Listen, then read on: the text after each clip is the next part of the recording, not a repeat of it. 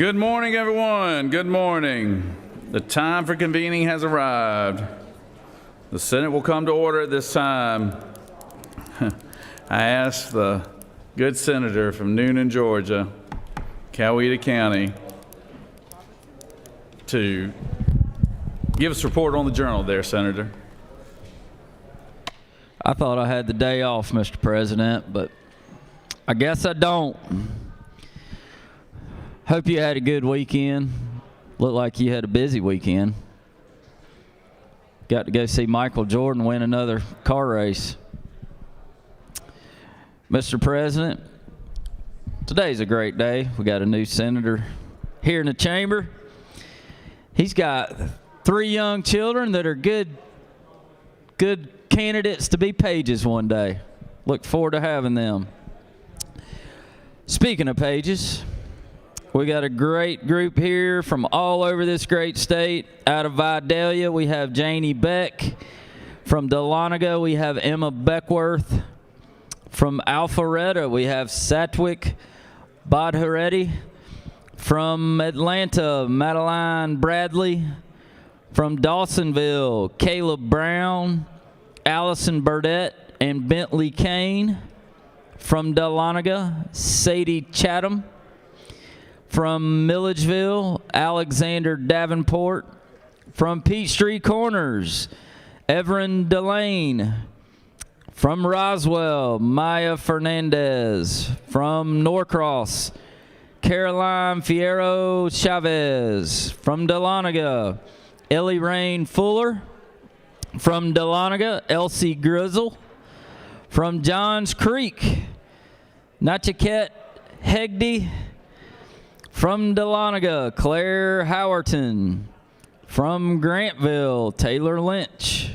From Marietta, John Martin and Reese Martinez. From Dahlonega, Hadley Murray. From Alpharetta, Rahul Patkar. From Ball Ground, Harper Reese. From Atlanta, Naomi Smith. From Dahlonega, Lily Weber and Randy Claire Welburn. And from Stone Mountain, we have Tamaya Williams. We got a lot of kids here from Dahlonega. I wonder if they brought us any gold. Y'all give these pages a big round of applause. We appreciate y'all being here to serve the great people of the great state of Georgia. Mr. President, the journal has been read and found to be correct. I move we dispense with the reading of the journal. All right, Senator, we greatly appreciate that, and we greatly appreciate all the young people back there paging for today. So good-looking bunch, as always. And thank you, Senator, for introducing them to all of us. Is there objection for dispensing of the reading of the journal? Chair hears none. The reading of the journal is dispensed with. Is there objection to confirmation of the journal? Chair hears none, and the journal is confirmed. At this time, I will ask the Secretary to read communications from the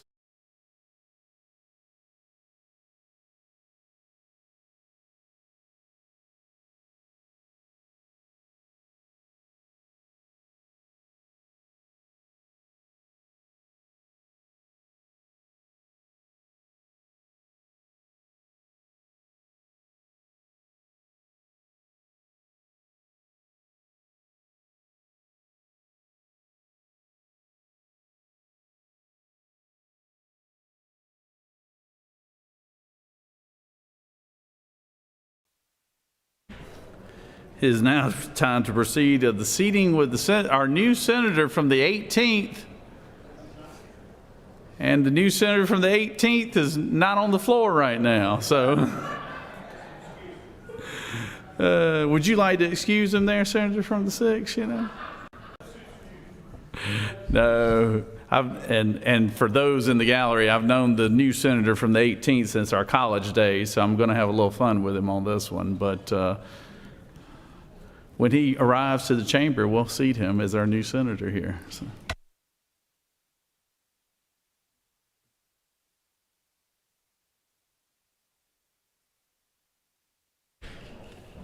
Recognize the senator from the 27th. For what purpose do you rise, Senator? To make a motion. All right, state your motion. Mr. President, I move that the Senate name the 10 a.m. hour The Where is Stephen McNeil? There he is. There he is.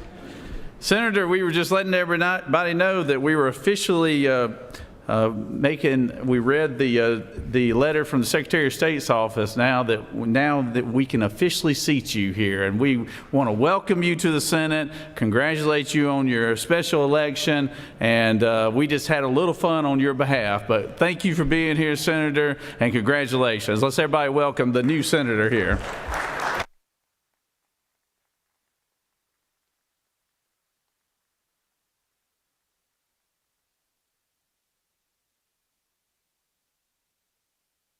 Without objection, the senator is seated. All senators who have bills and resolutions introduced, please bring them to the Secretary's desk at this time.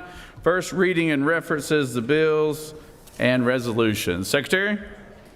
Senate Bill 541 by Senators McLaurin of the 14th and others, a bill to be entitled an act to amend Chapter 1 of... Interstate Cooperations. Senate Bill 542 by Senators Robertson of the 29th and others, a bill to be entitled an act... Judiciary. Senate Bill 543 by Senators Williams of the 25th and others, a bill to be entitled an act to amend... State and local government.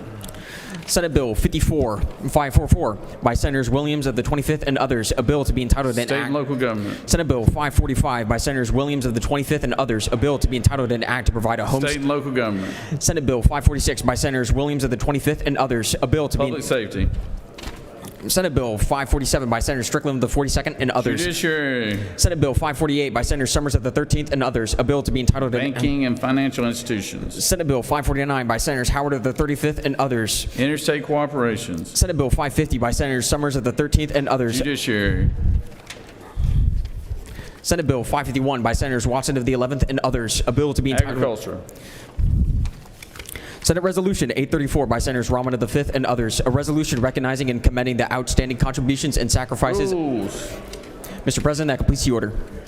First reading and references to House bills, please.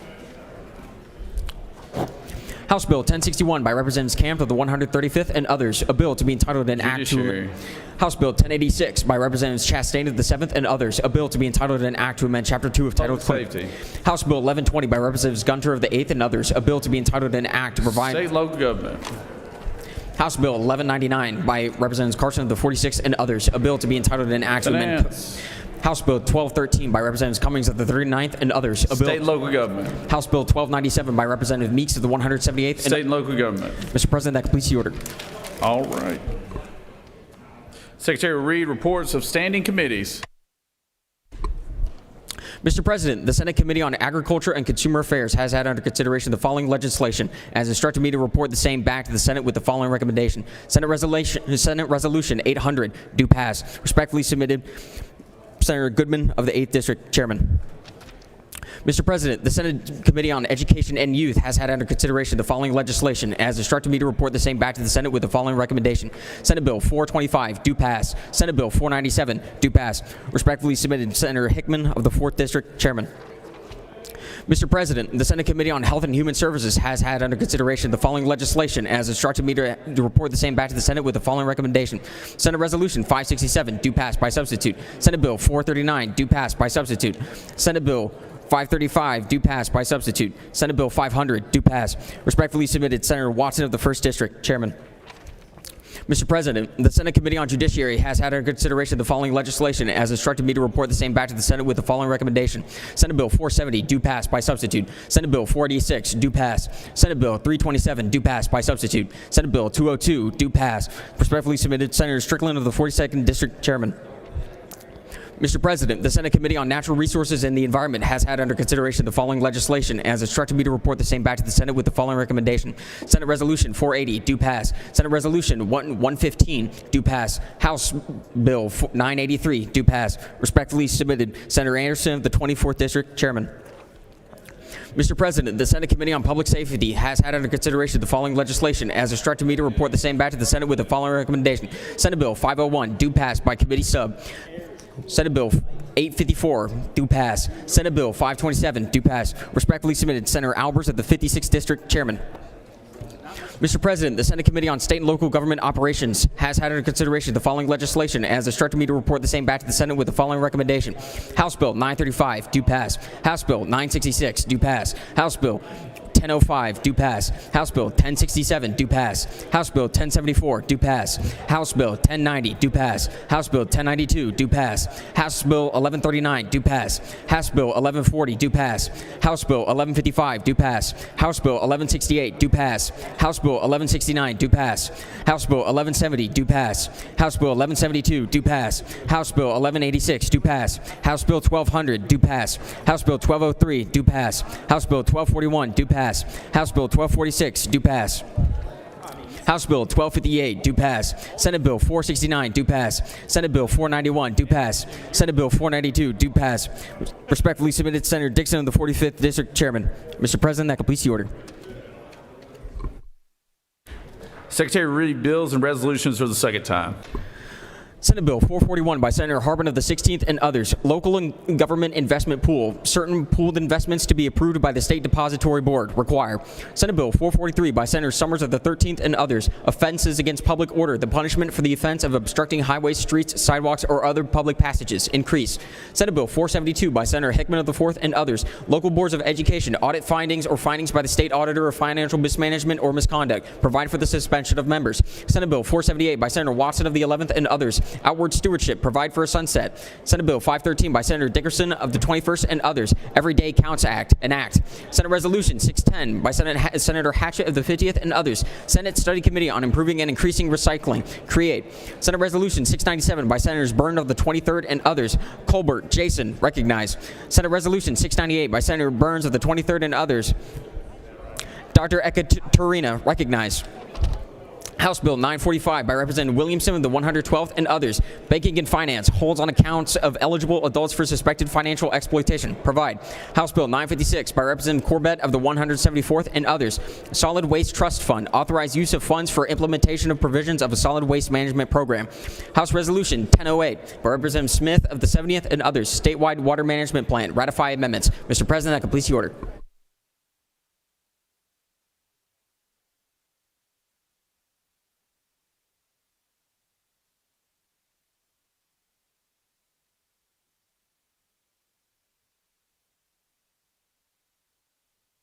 It is now time for the morning roll call. Are there any motions to excuse? Recognize Senator from the 41st. Thank you, Mr. President. I ask for unanimous consent to excuse the senator from the 5th, the 7th, the 39th, the 22nd, and the 44th for business inside of the Capitol. All right. The objections, the senators from the 5th, the 7th, the 39th, the 22nd, and the 44th are excused. Recognize the senator from the 33rd. Thank you, Mr. President, and good morning, y'all. I ask for unanimous consent to excuse the senators from the 5th, 7th, and I think she said 22, 39, and 44. Senator, you obviously are not listening because it's exactly what the senator from the 41st just said, but we appreciate your feedback here. Recognize the senator from the 8th. Thank you, Mr. President. I would like to ask for unanimous consent to excuse the senator from the 11th for business outside of the Capitol. Without objection, the senator from the 11th is excused. Recognize the senator from the 49th, Hall County's finest. Thank you, Mr. President. I would like to ask unanimous consent to excuse the senator from the 52nd. The 52nd? Yes, sir, from business inside the Capitol. Without objection, the senator from the 52nd is excused. Recognize the senator from the 16th. Yes, sir. Would you excuse the senator from the 42nd for business inside the Capitol? Without objection, the senator from the 42nd is excused. Any other motions to excuse? Secretary will call the roll of senators. Signify your presence by voting the yea switch. Secretary, unlock the machine.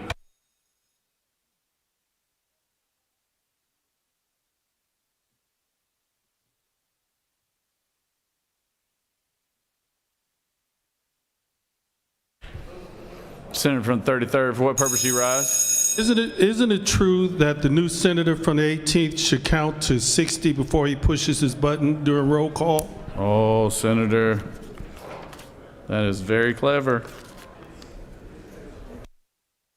Recognize Senator from the 49th, for what purpose do you rise?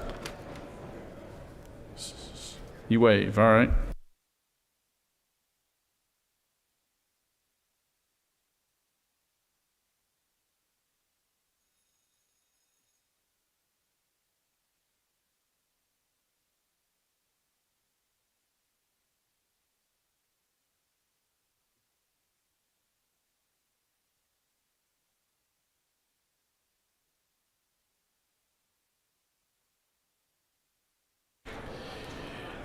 It is now time for our morning devotion. If doorkeepers could secure the chamber at this time, all senators please take your seats. And all unauthorized personnel please exit the chamber. I'd like to recognize the senator from the 40th to lead us in our Pledge of Allegiance and introduce our pastor of the day. Senator? Thank you, Mr. President. Will you please join me in the pledge to the U.S. flag? I pledge allegiance to the flag of the United States of America and to the republic for which it stands, one nation, under God, indivisible, with liberty and justice for all. And to the Georgia flag. I pledge allegiance to the Georgia flag and to the principles of which it stands, wisdom, justice, and courage. Good morning, colleagues. It is my honor to introduce to you the Reverend Kimball Sorrells, Chaplain of the Day. Reverend Kimball Sorrells is an ordained minister in the United Church of Christ and spiritual director based out of Central Congregational United Church of Christ, which happens to be my church. Kimball might not remember this, but he taught my kids in Vacation Bible School. Kimball's interests are in using spirituality and contemplative practices to strengthen us to be peacemakers in the world. He is also a certified cognitively based compassion training teacher and community resilience model teacher. Kimball draws on these modalities and other spiritual traditions to inform his ministry. Kimball has worked in a variety of ministry settings, including as a local pastor, a hospital chaplain, and in nonprofit management. Please join me in welcoming the Reverend Kimball Sorrells to the Senate chamber.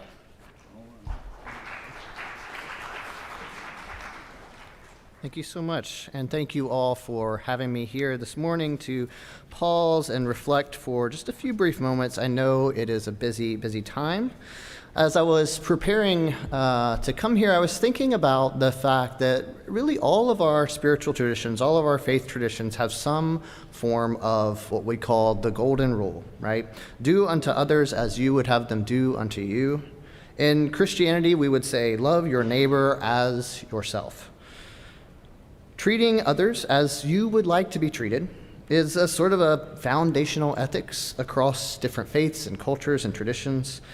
And it's one that's very simple, and yet I think we don't always quite get it right. We need to, only look around and see that, unfortunately, we as humans struggle sometimes to love each other and to treat each other with kindness and care. I came here in Atlanta traffic, and that alone can have us just fussing and hollering at each other. And I don't think that we struggle sometimes with loving each other because we aren't inherently caring. I do believe that we as humans naturally care about each other. We care about our friends and our families. We care about our communities and those who we know very easily.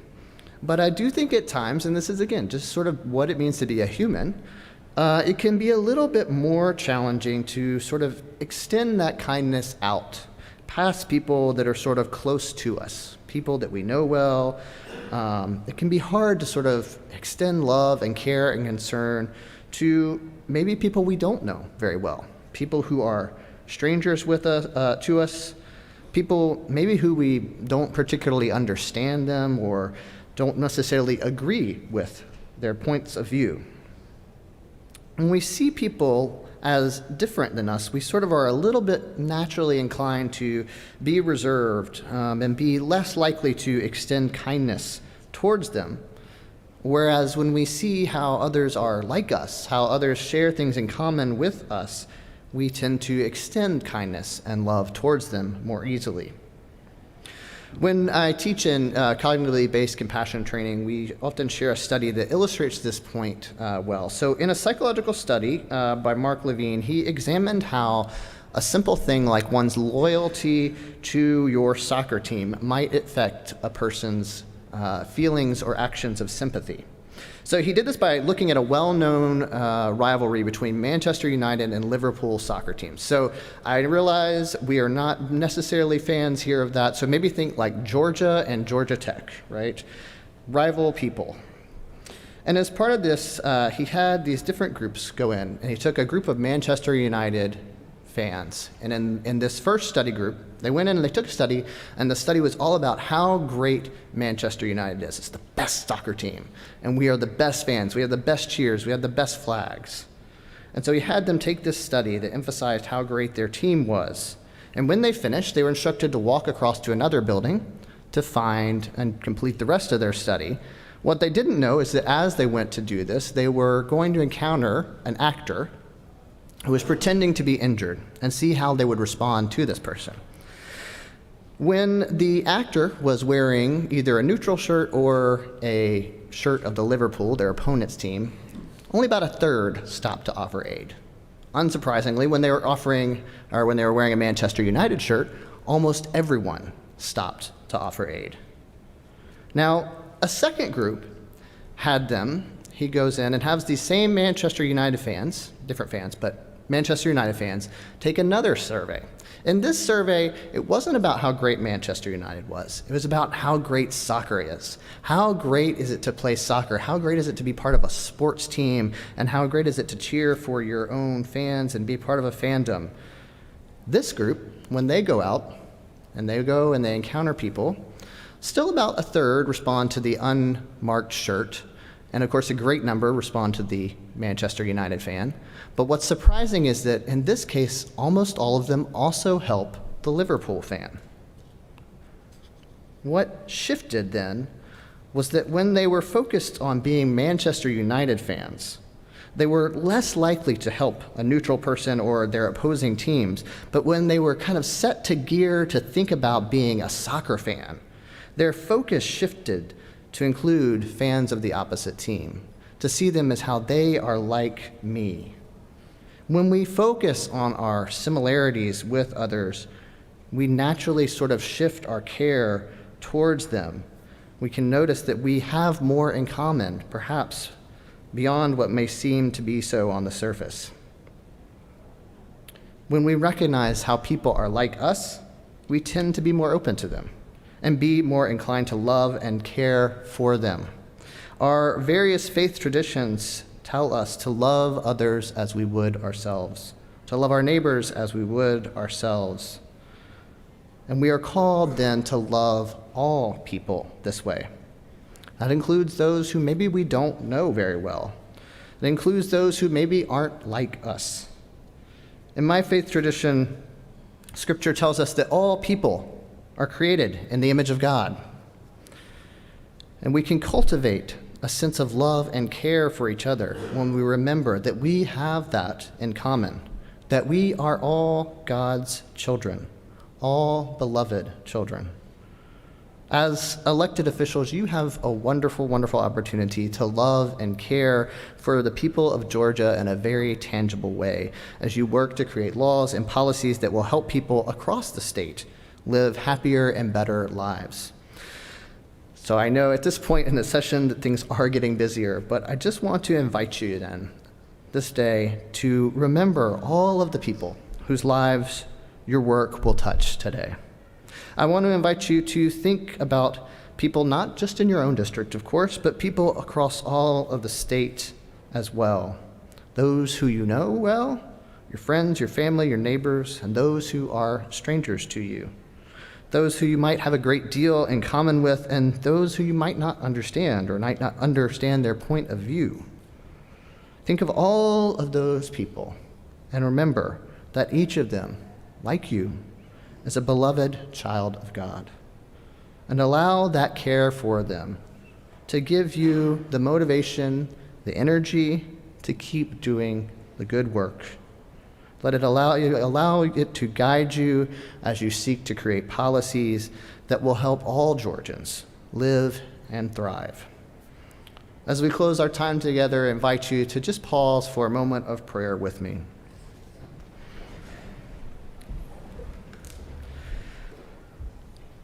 God of love, help us to love each other, to care for each other as we would like to be cared for.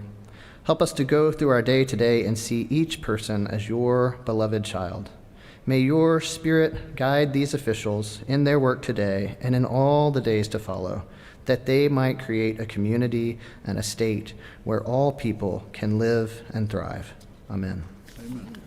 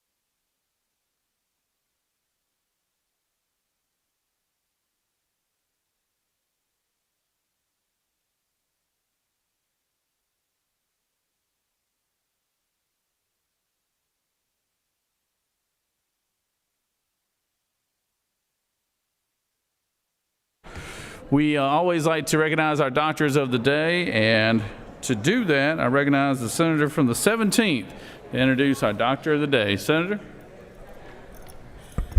Thank you very much, Mr. President.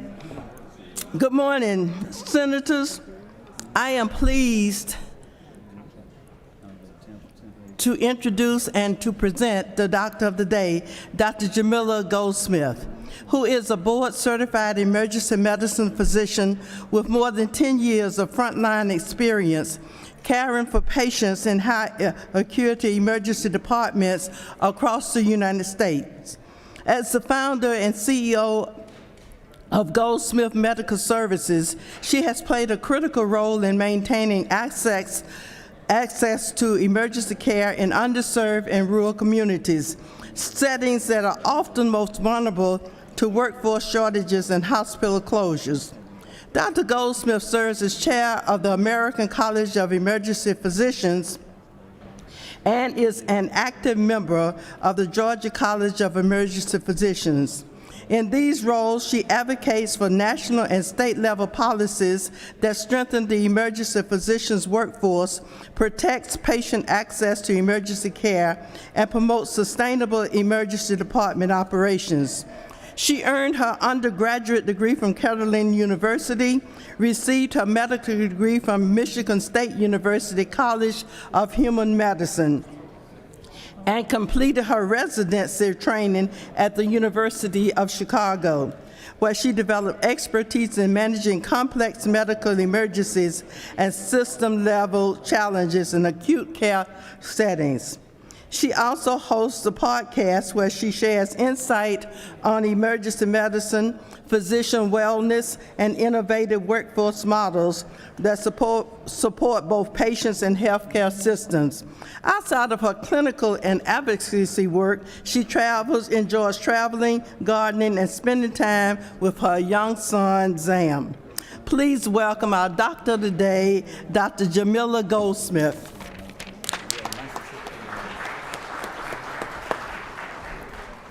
Good morning, members of the Senate. My name is Dr. Jamila Goldsmith, and I am an emergency physician serving communities across Georgia. In the emergency department, I meet Georgia without preparation and without pretense.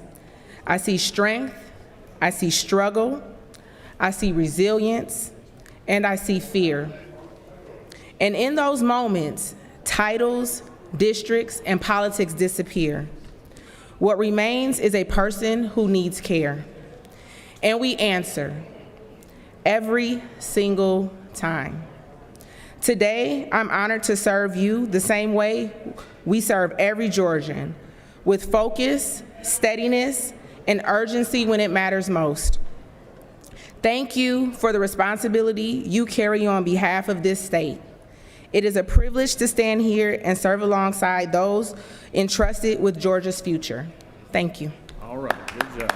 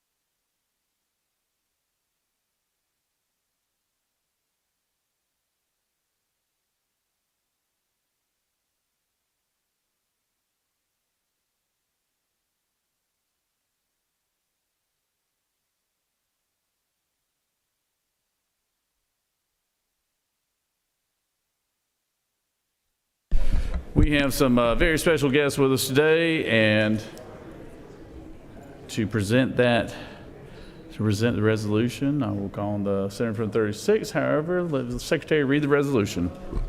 Senate Resolution 692 by Senators Orrock of the 36th and others, a resolution commending Georgia's trauma professionals, the Georgia Trauma Commission, and the Georgia Trauma Foundation, and recognizing February 24, 2026 as Trauma Awareness Day at the state capitol and for other purposes. Whereas trauma is the leading cause of death in the United States for those under the age of 45 and the fourth leading cause of all death for all ages. And whereas rehabilitation services, including physical and occupational therapy, are essential for the long-term recovery and well-being of trauma survivors. And now, therefore, be it resolved by the Senate that the members of this body commend Georgia's trauma professionals, the Georgia Trauma Commission, and the Georgia Trauma Foundation, and recognize February 24th, 2026 as Trauma Awareness Day at the state capitol to raise awareness about physical trauma, promote prevention and safety measures, support trauma care and rehabilitation services, and honor the effects of medical professionals, community organizations, and volunteers in addressing physical trauma. Mr. President, that completes the order. Is there objection to the adoption of the resolution? Chair hears none, and the resolution is adopted. Recognize the senator from the 36th to speak to the resolution. Thank you, Mr. President. Good morning, colleagues. I am so pleased and honored to bring to you the recognition for our Georgia Trauma Commission and our Georgia Trauma Foundation. Today is Trauma Awareness Day at the state capitol. The Trauma Commission was launched back in 2007, and there has been remarkable progress forward. We all are now aware, everybody I'm sure in the sound of my voice understands the critical nature of trauma care and the golden first hour of getting people with trauma into the hands of professionals.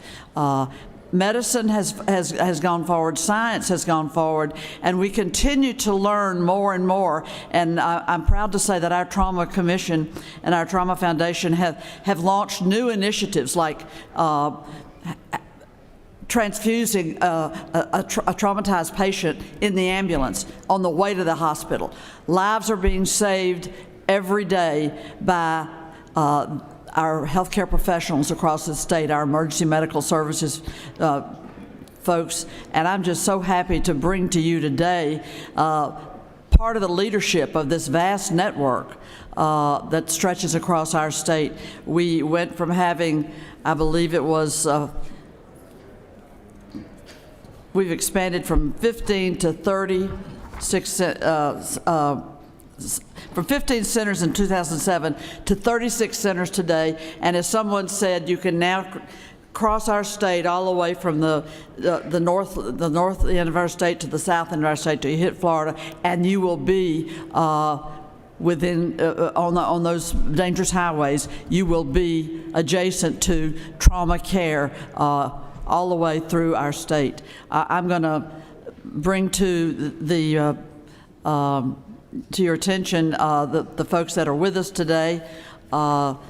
Dr. Dennis Ashley, an esteemed surgeon who has given so much leadership, and he's the chair of the Georgia Trauma Commission. Terry Anulowitz is a board member of the Georgia Trauma Foundation. Pamela Vanderberg, a board member for the Georgia Trauma Foundation, and Cheryl Ward, the executive director of the Georgia Foundation, is with us today, as well as an array of medical personnel giving good care across our state. Please stand and be recognized from the gallery as well. And I know the other half of you are across the hall with the House. Dr. Ashley, let me present to you this resolution and ask you to come forward and bring remarks. We appreciate you so much, a lifetime of leadership. Thank you. Thank you, Senator. And on behalf of all the stakeholders and healthcare providers in the state, we really want to send you, our theme this year is a heartfelt thank you for what you've done. Senate Bill 60, many years ago, as you said, back in 2007, I travel the country and speak on legislation and trauma care throughout the country, and this is the best legislation that I've seen, and it has started here in this chamber. So again, thank you very much. What that did was allow us to really start to develop a trauma system. It's been many years, but based on that foundation, We've been able to bend the curve down. When we took over in 2007 and you heard the call from the stakeholders that we have a problem in Georgia, we were 16% above the national average for the death rate in Georgia. And I'm happy to report to this chamber, based on your legislation and hard work, that we've bent that curve down now to 6% below the national average. So that means 1,803 lives were saved last year that would not have been saved if we had not have bent that curve down. So thank you again. We appreciate your support. Thank you. Thank you so much. And I will refer you to the information sheet that is on your desk today to deepen your understanding of the progress that we're making. Thank you. All right, good job, good job.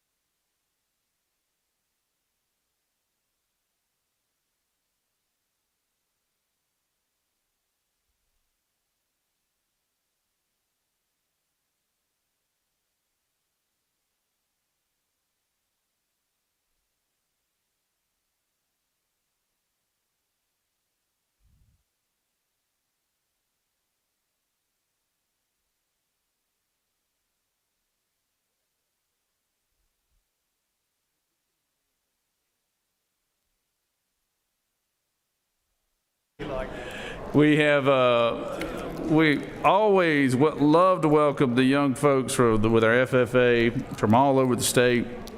Future Farmers of America, they do a great job, and they always come wearing their beautiful blue jackets, and they're a great bunch of kids too, young people I should say. So Secretary, read the caption. Senate Resolution 797 by Senators Eccles of the 49th and others. A resolution commending the Georgia FFA Association and recognizing February 24th, 2026 as FF Day at the state capitol and for other purposes. Whereas the Georgia FFA Association ranks as the third largest state FFA association in the nation with more than 80,000 current members in 410 local chapters across the state. And whereas agricultural education and the FFA ensure a steady supply of young professionals to meet the growing demands in the science, business, and technology of agriculture. Now, therefore, be it resolved by the Senate that the members of this body commend the Georgia FFA Association for its contributions to the welfare of this state and nation and recognize February 24, 2026 as FF Day at the state capitol. Mr. President, that completes the order. Is there objection to the adoption of the resolution? Chair hears none, and the resolution is adopted. Recognize the senator from the 49th to introduce our special guest. Senator. Thank you, Mr. President. And before I go into this FFA resolution, I do want to recognize I've got a special guest in here. Former trauma director turned farmer, my sister, Jessie Gibson, is standing back here in the back. So she was a trauma director now. So what a more appropriate day for her to be here visiting our chamber. So thank you for being here. It is an honor to be up here and actually present these folks with this resolution today. The FFA just means so much to the state of Georgia. 80,000 current members in the state and 410 local chapters. I mean, that just speaks volumes. On our farm, when we're able to hire somebody that represents that blue and gold jacket, we know we've got a winner there, and they just do a phenomenal job. And I'm gonna say just a couple words about Ben Lastly here, their fearless leader here in the state. He did an externship a couple years ago on my farm, and we were doing a remodeling project, so he got to. Some of y'all don't believe I'm an actual farmer, but he did get to see me in action there, got to see me get dirty and swing a hammer and do some things like that. These kids are very impressive, and I just encourage you today when you see them out there in the hallways to shake their hand, tell them you're glad they're here. This resolution, what it says is today is FFA Day at the Capitol. So with that, I'm going to ask Mr. Evan Hardeman to come up here and say a few words.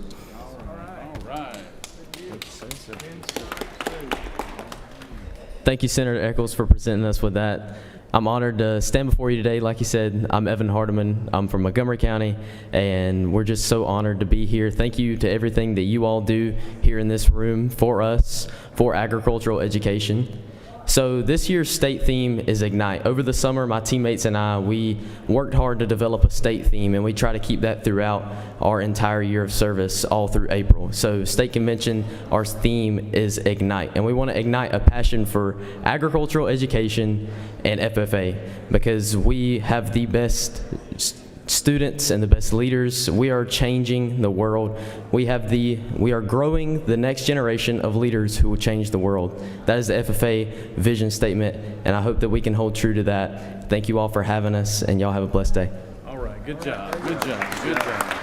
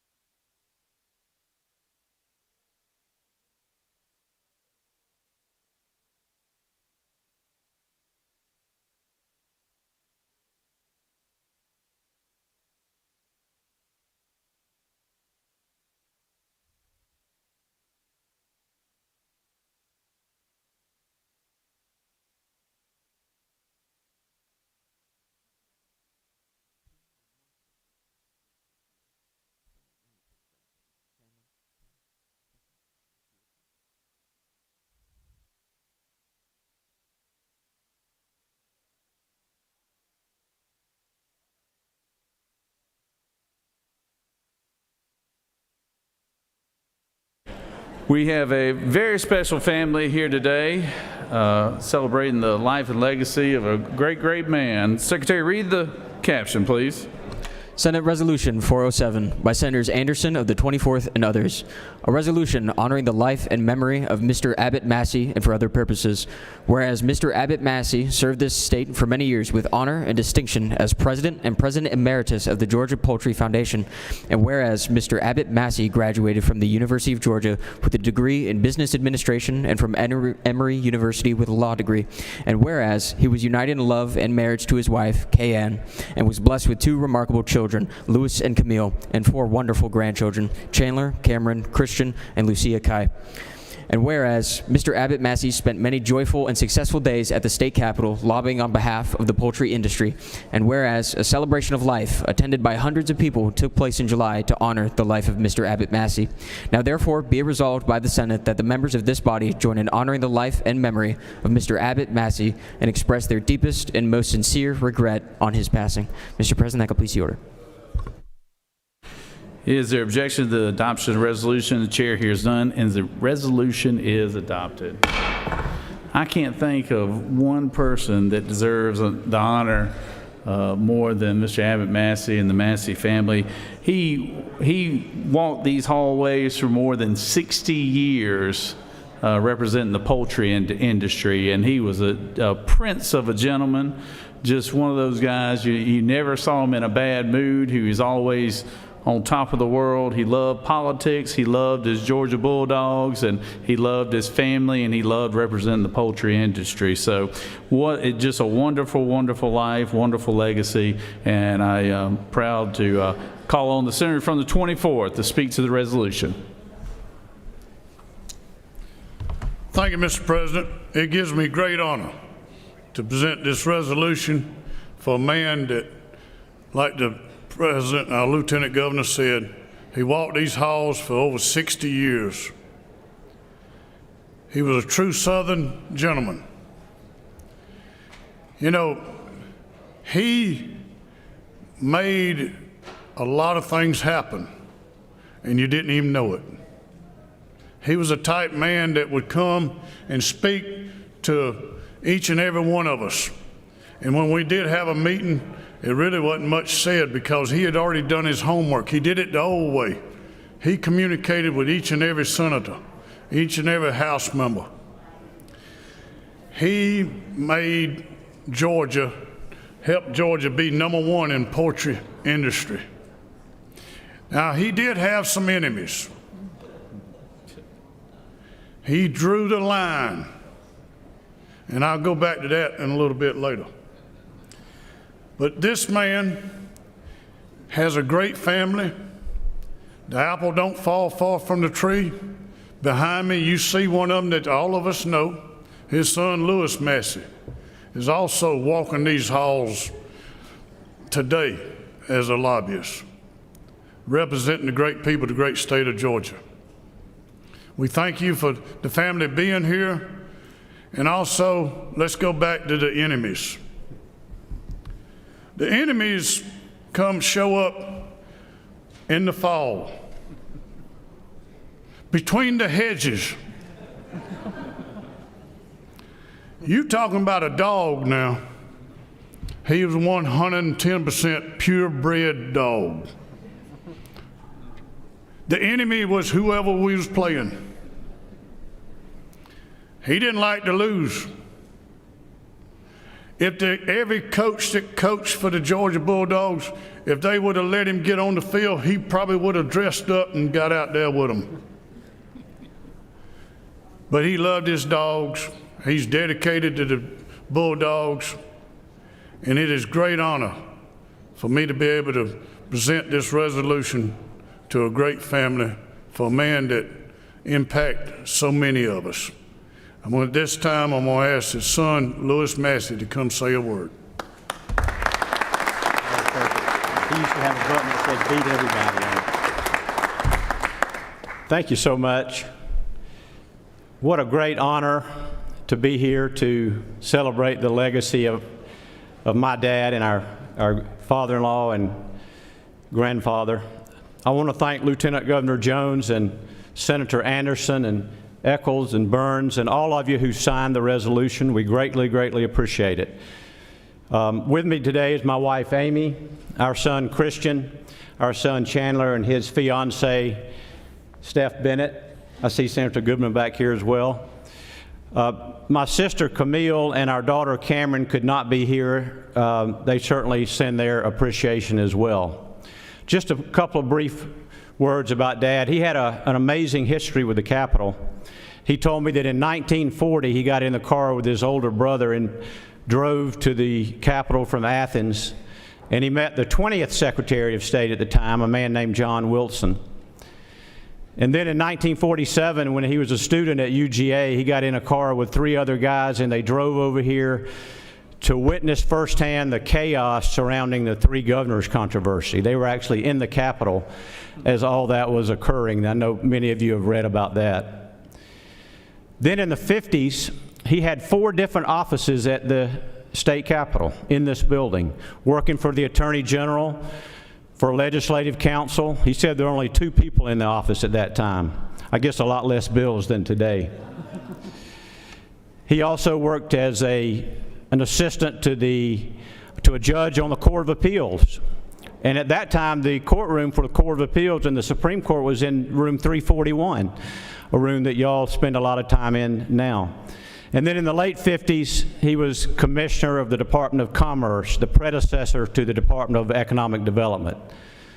And in that job, he met Miss Georgia in 1959, who became his wife and our beloved mother and grandmother.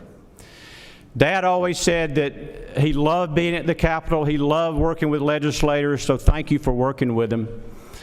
He just loved being here. If you read his resume, you'll see that he had an undergraduate degree from UGA and a law degree from Emory. But I think his most important degree was he was a PhD in joy. He loved life. He loved working here. And I'll finish with this. I read a book recently that had a very meaningful quote. And the quote was this: "Time is measured in minutes. Life is measured in moments, and legacy is measured in memories." So thank you for this special moment that helps us to continue to celebrate the memory and the legacy of Abbott Massie. Thank you so much.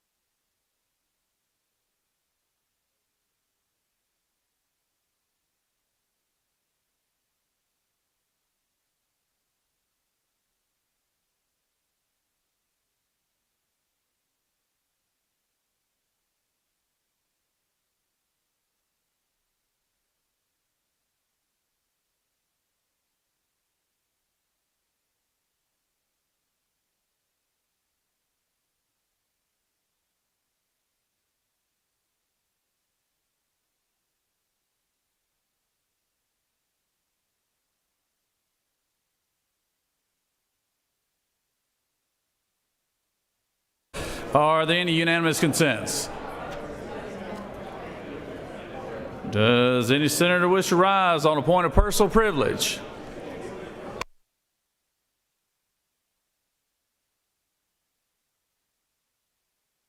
Recognize the senator from the 28th.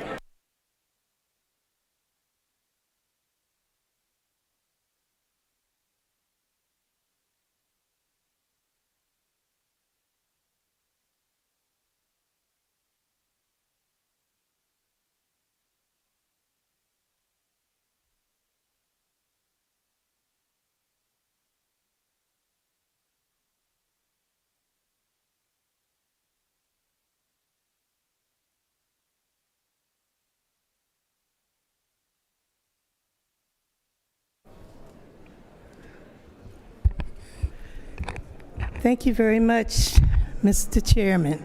Senators, I have introduced over the past 2 years 15 bills, and none of them have been heard by the chairperson of the committee that they were assigned to, not one. And I have hundreds of people in my district who have come to me with their concerns. And we have worked, literally worked, when everybody else was doing whatever they do during the interval. Every week I met with at least 2 of them during the whole summer before. And so I'm just making a plea this morning to all the chairpersons who have those 15 bills. If you just, they didn't even hear one. And these people in my district and beyond are having a fit because I cannot tell them anything about their issues.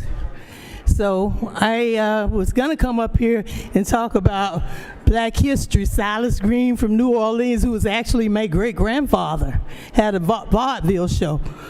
But this is more important. These are the people who sent me here to work for them, just like all of your constituents did. And these are not bills for me. For me, it's for the people. So I humbly come before you to ask you to please consider, at least, everybody has at least 2 bills in their committee with my name on it. So please, please, I yield the will. Thank you, Mr. President. Thank you, Senator. Recognize the senator from the 32nd for a point of personal privilege.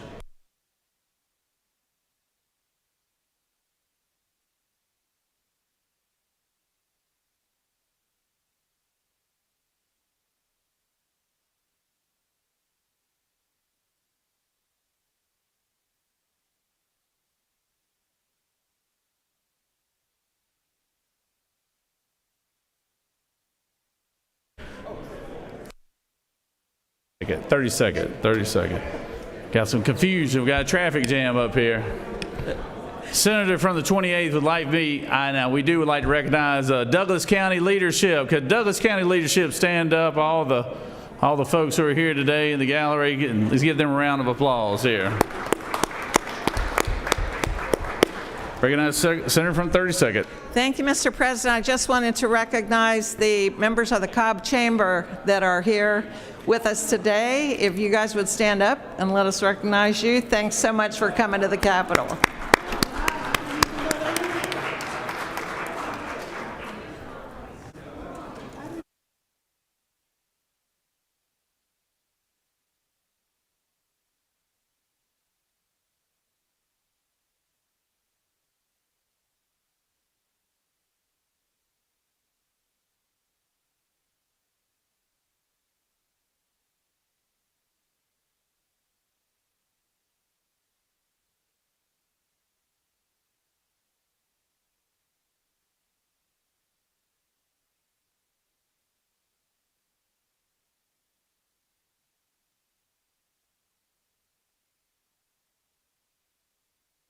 Recognize the senator for the 12th for a point of personal privilege.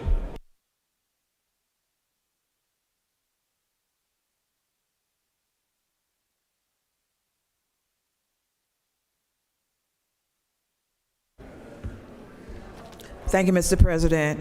Good morning, colleagues. I would like to welcome the Sumter, Americus, Georgia community and Chamber of Commerce, their Sumter One, the commissioners, city commissioners and county commissioners and others. The city and the county that has presidential roots, America, sits in Sumter County, just a short drive from Plains, Georgia, the hometown of Jimmy Carter, the only U.S. president from the state of Georgia. The connection gives the entire region a sense of pride and identity that's very, very hard to miss when you visit. Between the Windsor Hotel, complete with its ghosts, Habitat for Humanity's Global Village roots, and the Carter legacy, it's a place where local history and national impact intersect. Sumter County delegation, you are welcome and needed to continue your investment and your investments in Southwest Georgia. If any of you are in the gallery, would you please stand? Thank you so very much, and we will give them a round of applause. Thank you. I yield the well.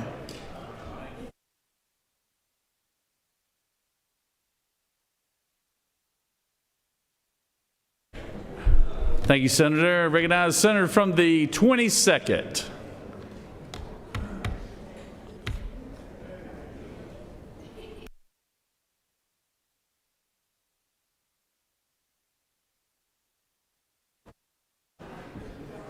Thank you, Mr. President. Over the weekend, I had the opportunity to see some folks on social media say, I've been asking elected officials to do a bill on sales tax exemption for menstrual products and various products like that. And then somebody else responded and said, see, that's what's wrong with them. They never do what we ask. And I wanted to chime in and say, have you actually looked to see? Because SB 502, which has been dropped, Democratic bill actually gives sales tax exemptions for diapers, menstrual products, baby formula, breast pumps, breast milk, and also over-the-counter medication, to name a few. So I want people to realize that, yes, sometimes you may think that people are not responding, but just do what they say back in the day.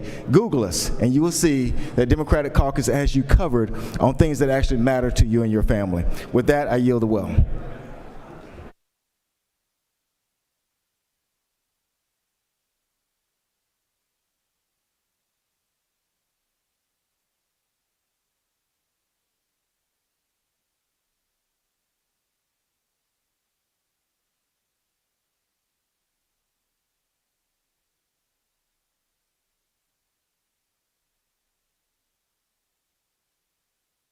Recognize the Senator from the 10th.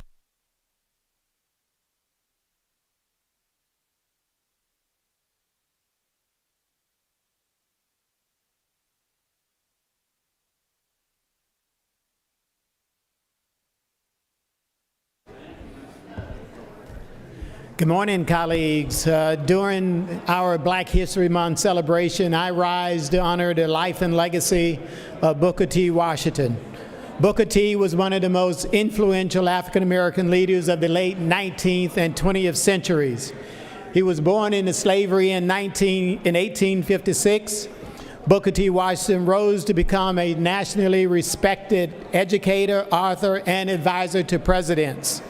He is best known as the founder of the Tuskegee Institute, now Tuskegee University in Alabama. But his influence reached far beyond Alabama, especially into the great state of Georgia. Georgia played a significant role in Washington's work and his relationships. He frequently traveled to cities like Atlanta, where he delivered one of his most famous speeches at the 1895 Cotton States and International Exposition.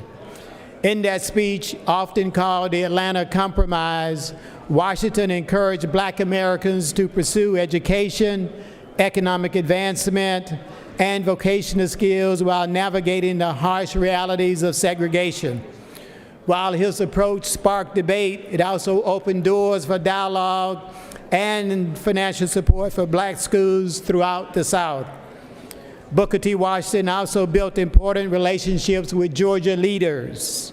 He worked with Black educators and institutions across the state, including what is now Savannah State University and Clark Atlanta University. He maintained connections with prominent black intellectuals and leaders in Georgia, even when they disagreed on strategy, including figures like W.E. Du Bois, who had strong ties to Atlanta and offered a different vision for civil rights and higher education.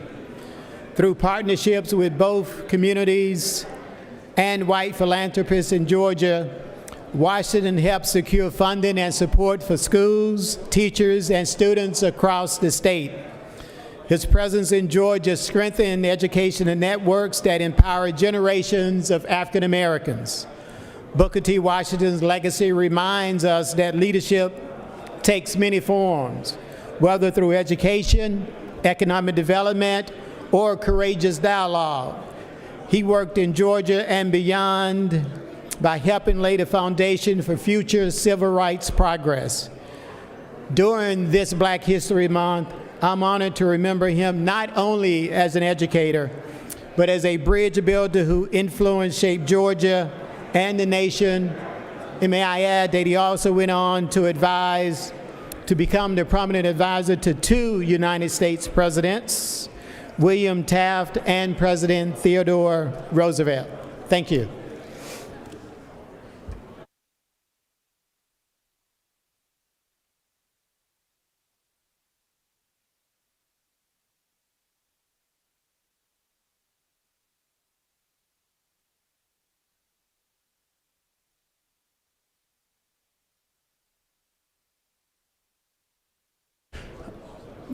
Before I call my next senator up here, let's be respectful to our senators in the well. I do apologize from Senator 10th. I know it's a little loud in here, but if everybody could just be a little more respectful to the senator who will be in the well on a point of personal privilege. Recognize the senator from the 55th.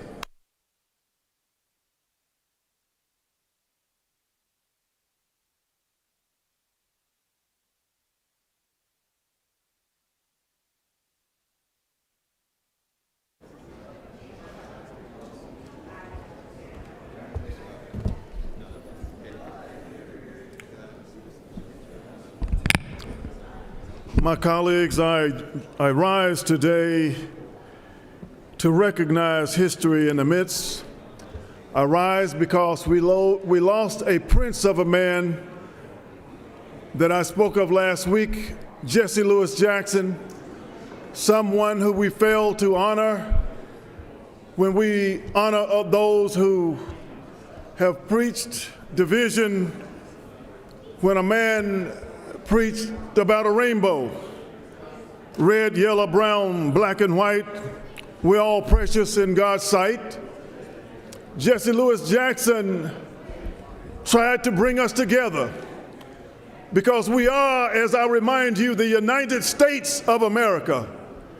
We may have arrived here on different boats, but we are in the same boat right now. And I would venture to say that our nation is very challenged morally right now as we embark on a very dangerous course of action. When we forget about the Statue of Liberty that says, give me your tired,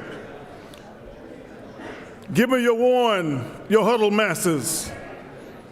Are we a city or a state too busy to hate? Or will we preach division and hate? What Dr. King said is the beloved community. What Rodney King said, can't we all just get along? Do we build people up and educate them?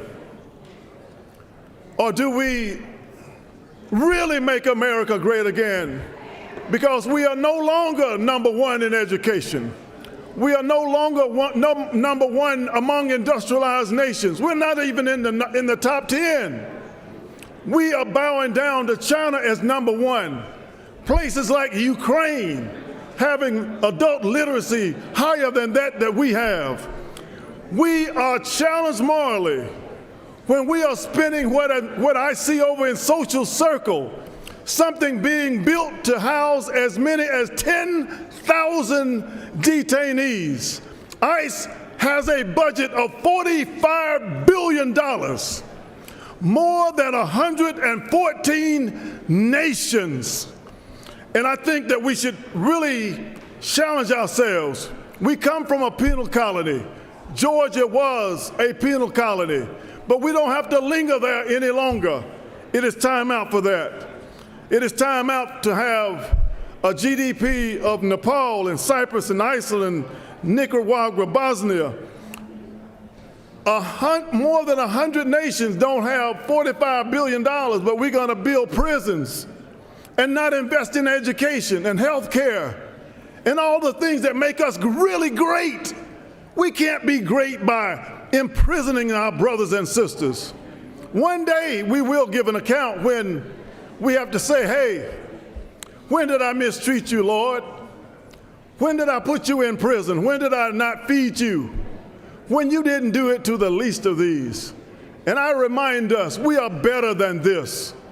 We are better than allowing in our state tens of thousands of people to be detained. If you don't, let's not pray on our people, let's pray for them. God bless you. God bless you. We are better. We are better than this. $45 billion. And we can't, that's a lot of money, guys. That can do a lot of things. God bless you. I yield the well. Recognize Senator from the 15th, the Dean of the Senate.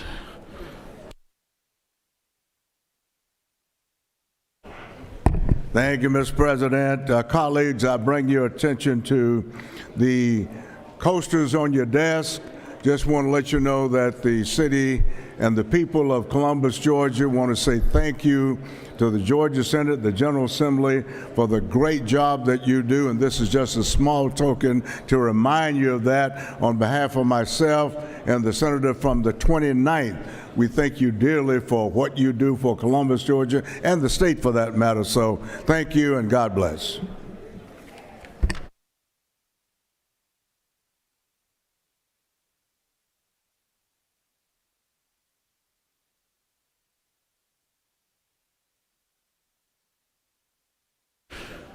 Thank you, Senator. Recognize Senator from the 21st.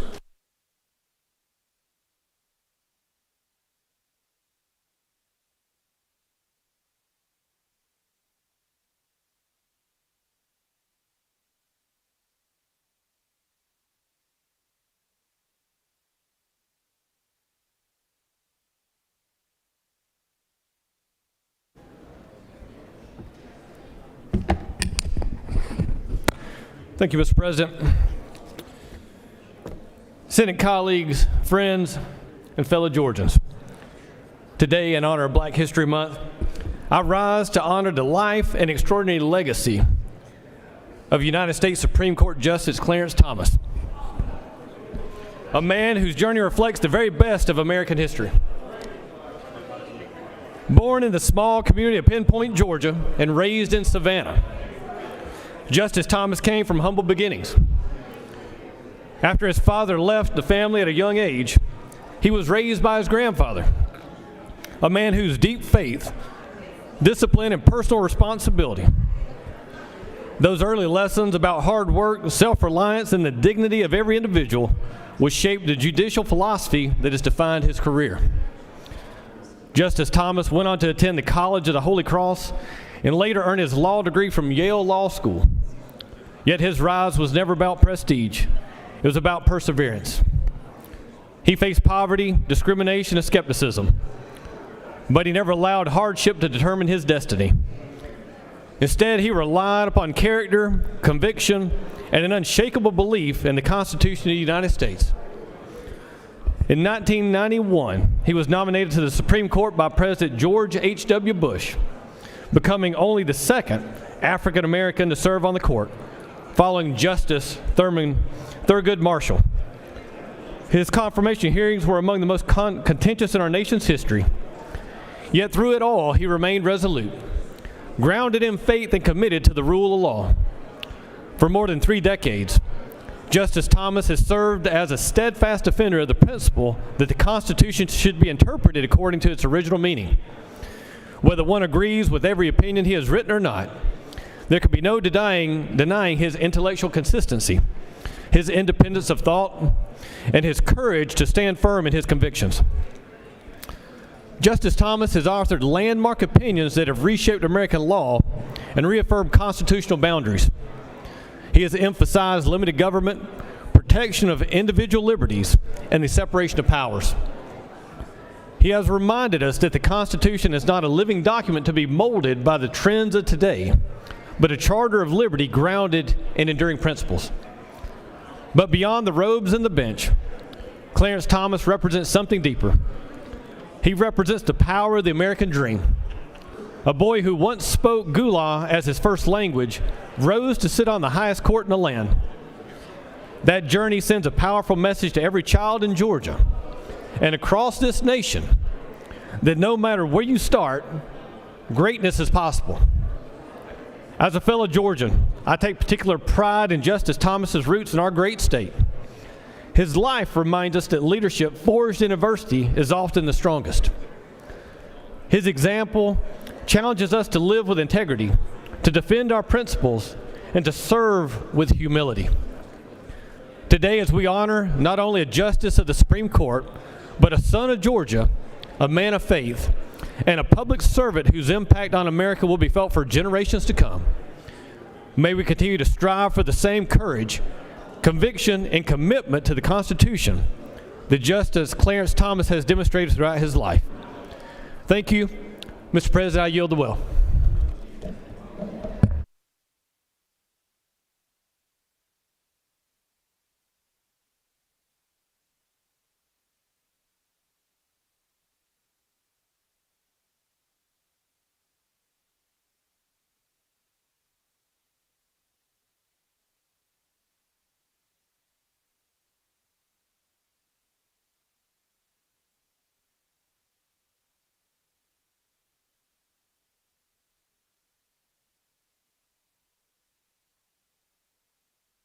All right. Thanks, Senator. Recognize Senator from the 39th. Speak to appointed personal.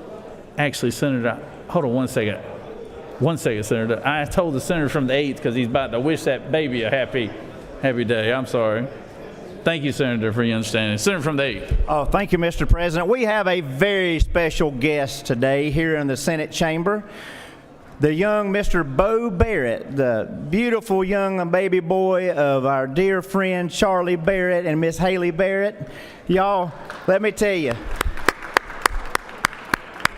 I actually helped name Bo Barrett, and I think with a name like that, he's either going to be President of the United States, Governor of Georgia, a Division I quarterback, or possibly a NASCAR driver. But we're so thankful to have him here today. He is lucky to have two parents like Charlie and Haley, and he's a great American. And with that, Mr. President, I'll yield the will. Thank you, Senator. Recognize Senator from the 39th. Thank you, Mr. President. As it's FFA Day at the Capitol, I wanted to rise to reflect on a piece of history that doesn't always get told, but shaped generations of young people across the South and across the country. Before integration, many black students who loved agriculture, leadership, and the land found their home in the New Farmers of America, an organization created because they were excluded elsewhere. It was a space where young people learned responsibility, public speaking, entrepreneurship, and the dignity of hard work. My father was one of those students. Growing up in Mississippi on a farm, from the time he was knee-high to the ground, he would show his cows at the annual fair, and as he got older in high school, he led. He led as the president of his chapter of the New Farmers Association in his junior or senior year of high school, and he carried that sense of discipline and pride with him for the rest of his life. When the new Farmers of America merged into Future Farmers of America on July 1st, 1965, it marked more than the consolidation of two student groups. It was a quiet signal that the contributions, talent, and leadership of Black students were finally being recognized within a shared future. So as we think about the next generation of farmers, innovators, and stewards of our land, it's worth remembering that their path was paved by young people who persevered even when opportunity was not equally given, including a young man from Mississippi who would one day become my father. Thank you. Thank you, Senator. Recognize Senator from the 43rd.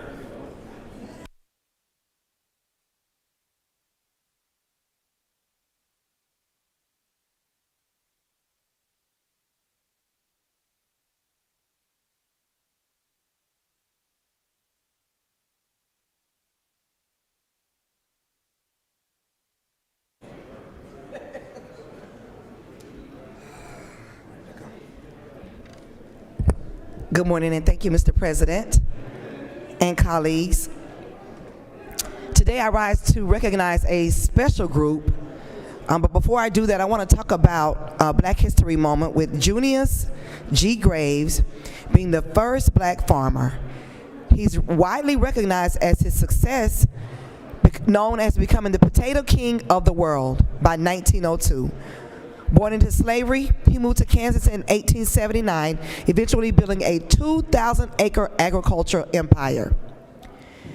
Along with Junius Graves, he was, as one of the wealthiest Black Americans of his time, was Henry Blair, 1807 to 1860, a free man and farmer in Maryland.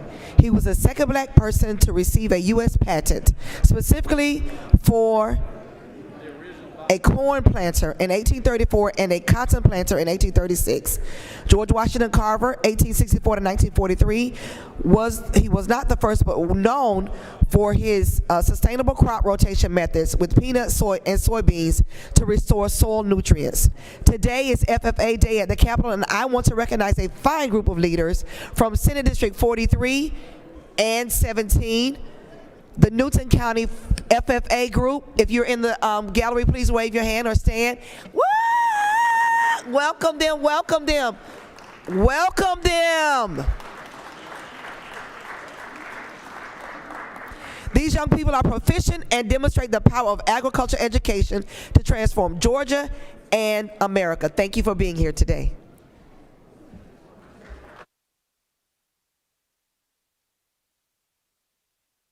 Thank you, Senator. Recognize Senator from the 42nd, the country lawyer from McDonough. Mr. President, I'm wearing my country lawyer boots today. I have two groups, as the senator from the 43rd said, happy to welcome our great folks in Newton County here today. Newton County has a Newton County Agricultural Center out there as well, which is a state-of-the-art facility where folks from around the state go to experience agriculture. Appreciate having y'all. Sorry I missed y'all this morning. Good to have y'all up here today. Also in the gallery, I have some folks from Peachtree City, the other side of the south side of Atlanta, that are with the Peachtree City Rotary Club. Come up here today to visit the state capitol and see what's happening up here. Proud to get to host y'all today. Y'all please stand for us. Please help welcome our folks from Peachtree City. Thank you.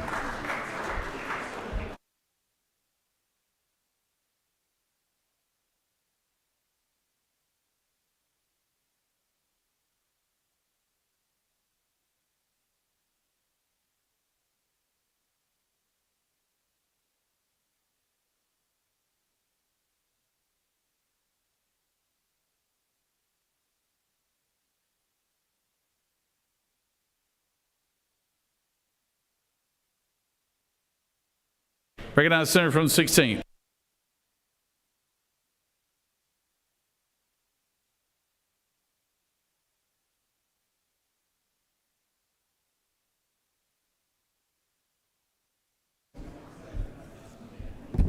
Thank you, Mr. President. I also want to recognize the folks from Peachtree City, the Rotary Club. They're part of our group and part of my district, so good to have you. But also wanted to recognize the Association of Georgia's General Airport Association for General Aviation Airports in Georgia. I don't know if they're with us up here. There they are, okay, over here to the right. They are a very important part. We have 95 general aviation airports in the state, and they are an essential part of our state's transportation and economic infrastructure. They have an economic impact of over $2.5 billion to the state of Georgia. Their board members are here today. Davin Welder, Nat Scheidner, Adam Webb, Amber McCall, Wes McDonald, and Calvin Walker, Marlo Evans, Sam Maltese, and Hope Macaluso. Good to have y'all with us, and thank you for keeping us flying. We appreciate it. Thank you, Mr. President.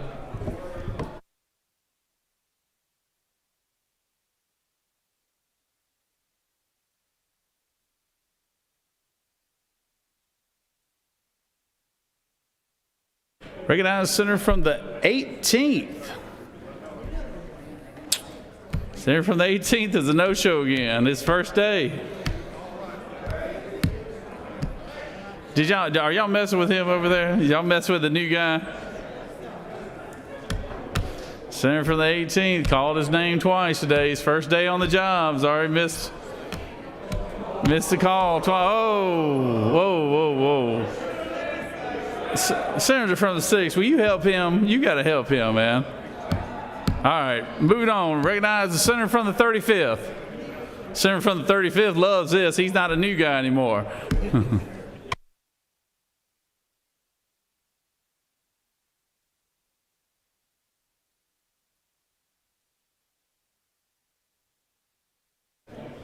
right, how you doing? Doing good. Thank you, Mr. President. Just wanted to briefly say to God be the glory. To God be the glory. May our love and affection for our districts, for our state, for our interests shine through, but let's never let those things shine and eclipse our love for our Creator. We are here on a 40-day journey. I don't think that is accidental. We are here on a 40-day journey, and I do not think that's accidental. So may our love for even our great country celebrating 250 years, our love for our state, our love for our districts, our affinity for our different identities, whether as a man or a woman, and our religions, may those things never eclipse the glory of God. So may every decision we make, every backroom deal, every email, every phone call, give glory to God.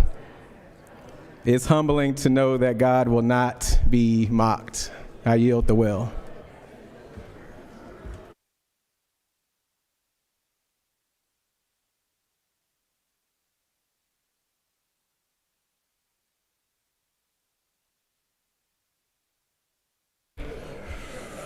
Recognize the Senator from the 36th for a point of personal privilege.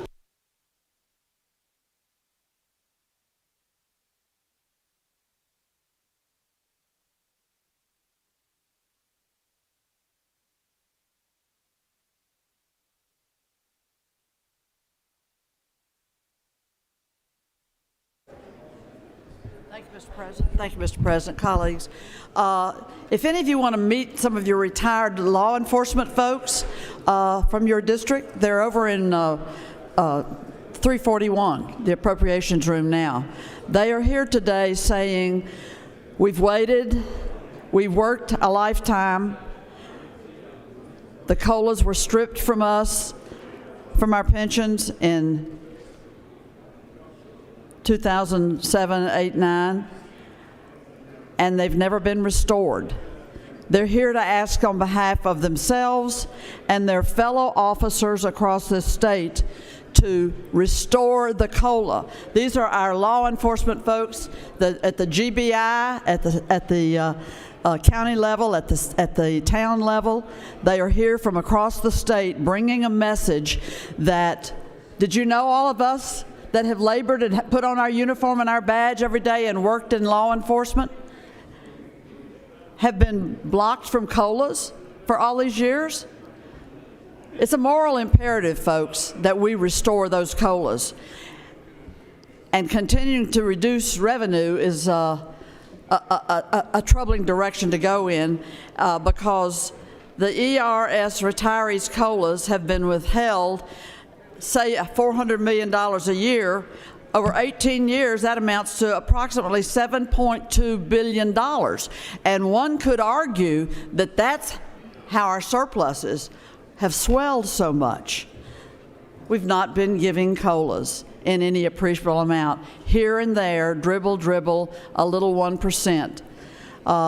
The time for dilly-dallying is over.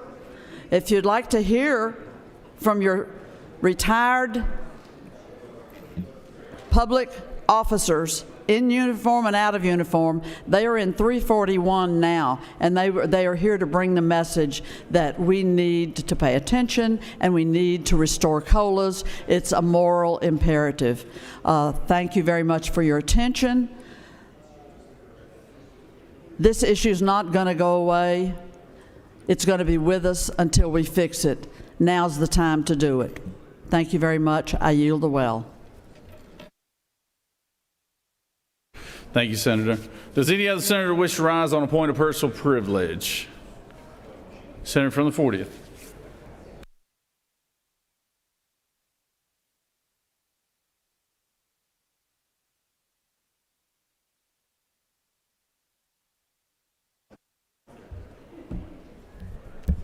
Thank you, Mr. President.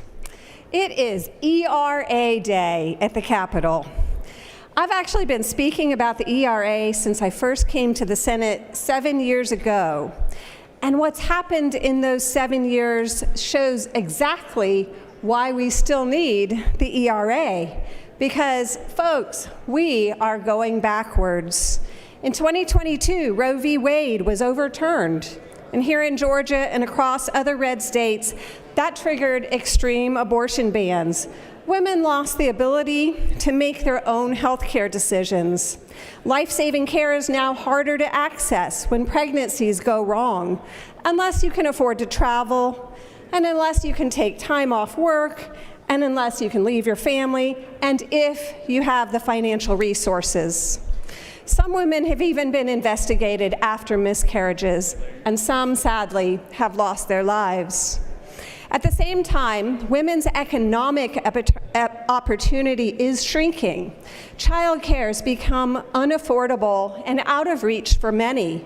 Restrictive back-to-the-office mandates have made workplaces less flexible and supportive for families. Hundreds of thousands of women have left the workforce just in the last year.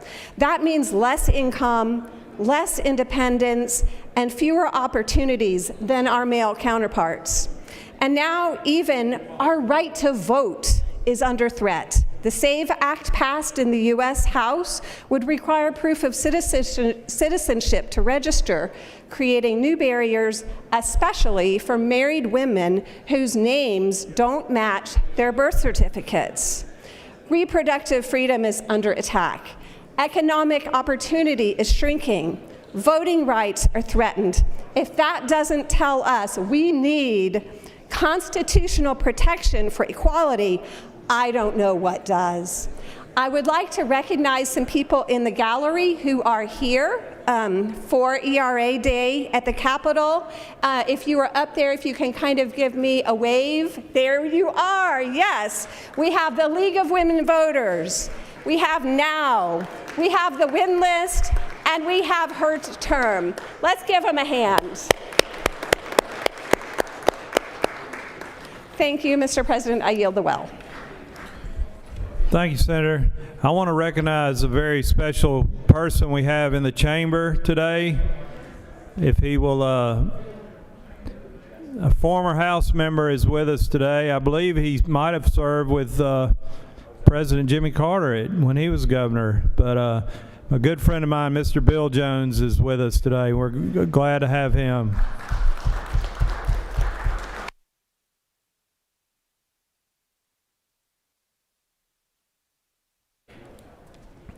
You have before you a consent calendar of privileged resolutions. Does any senator wish to remove a resolution from the consent calendar? Is there objection to the adoption of the resolutions on the consent calendar? Chair hears none, and the resolutions on the consent calendar are adopted. Senator from 37th, what purpose do you rise? Mr. President, I ask unanimous consent for SB 510 to be withdrawn from Committee on State Local Government Operations and be committed to State Local Government Operations General. The senator from the 37th District moved that SB 510 be withdrawn from the Committee on State and Local Government Operations and committed to State and Local Governmental Operations General. Secretary, read the caption. Senate Bill 510 by Senator Settler of the 37th and others, a bill to be entitled an act to amend an act providing for the election of members of the Board of Education of Cobb County, approved March 28, 1974, as amended so as to provide that future elections for members of the Board of Education shall be nonpartisan, to provide for related matters, to repeal conflicting laws, and for other purposes. Mr. President, that completes the order. Is there objection to recommitting? Have an objection?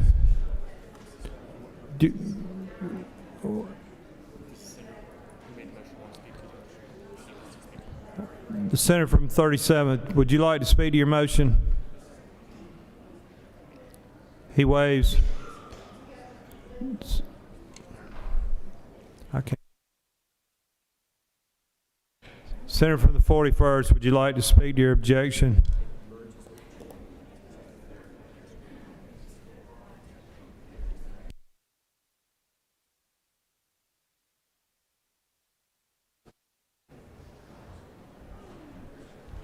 Thank you, Mr. President. I rise to object to this withdrawal and recommit because this fundamentally is a local issue. It's a local bill that should be carried within the Cobb County delegation. And so if the Cobb delegation cannot come together and come to consensus on their own, then they need to figure that out as opposed to using the general body to pass this bill that really is a local bill. So that is why I dissent to this move.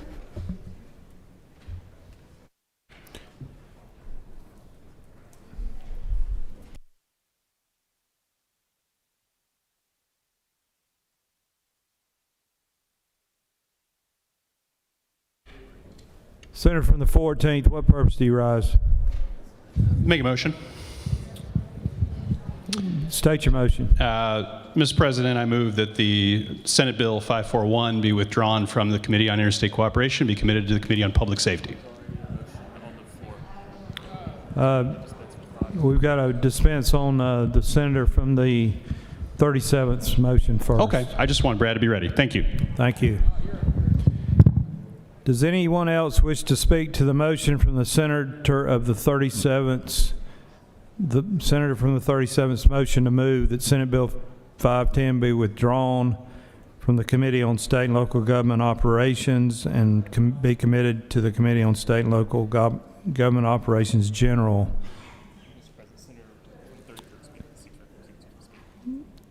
Chair recognizes the senator from the 33rd.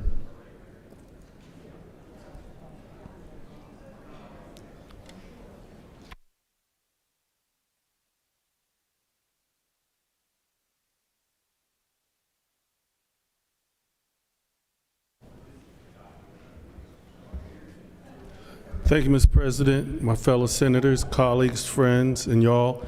I ask that we leave the bill where it's at because it's a local matter and we should let local people make that decision. Thank you, and I yield the will.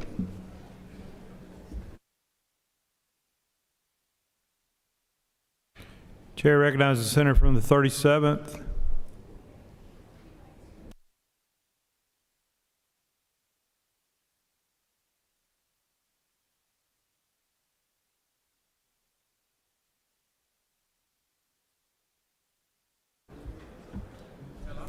Thank you, Mr. President. Just that this is a simple proposition. As we know, the uncontested local calendar moves through on kind of a consent calendar basis. We've got differences of opinion on this, so I just ask that this be before the body, and go to the committee, be deliberated in committee, and come to the floor for a vote. It's the process we go through for normal bills. I'm recognizing it's not going to go through the accelerated process, but I think the normal bill process is appropriate for this, and we urge your support.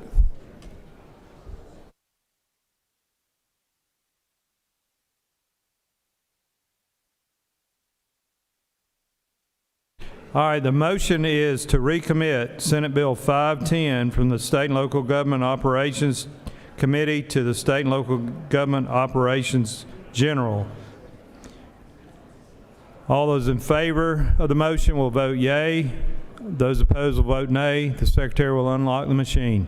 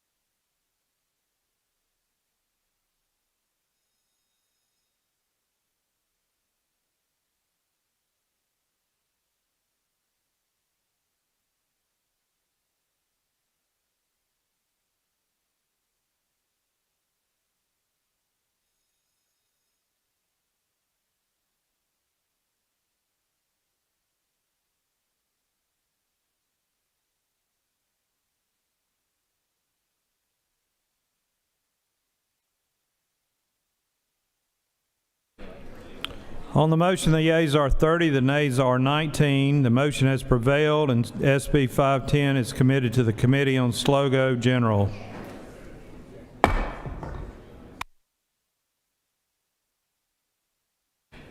Now the chair recognizes the senator from the 14th, I believe, maybe for a motion. Yes, thank you, Mr. President. Everybody's seen the preview to this movie, and now this is the feature-length film. I would move that Senate Bill 541 be withdrawn from the Committee on Interstate Cooperation and committed to the Committee on Public Safety. Both acting chair people consent to this move. Is there objection? Sorry. Secretary, read the caption, and then we'll see if there's an objection. Senate Bill 541 by Senator McLaurin of the 14th and others. A bill to be entitled an act to amend Chapter 1 of Title 44 of the Official Code of Georgia annotated relating to general provisions relative to property so as to prohibit the placement of wheel restraints on trespassing motor vehicles, to provide for conforming changes, to provide for definitions, to provide for related matters, to repeal conflicting laws for other purposes. Mr. President, that completes the order.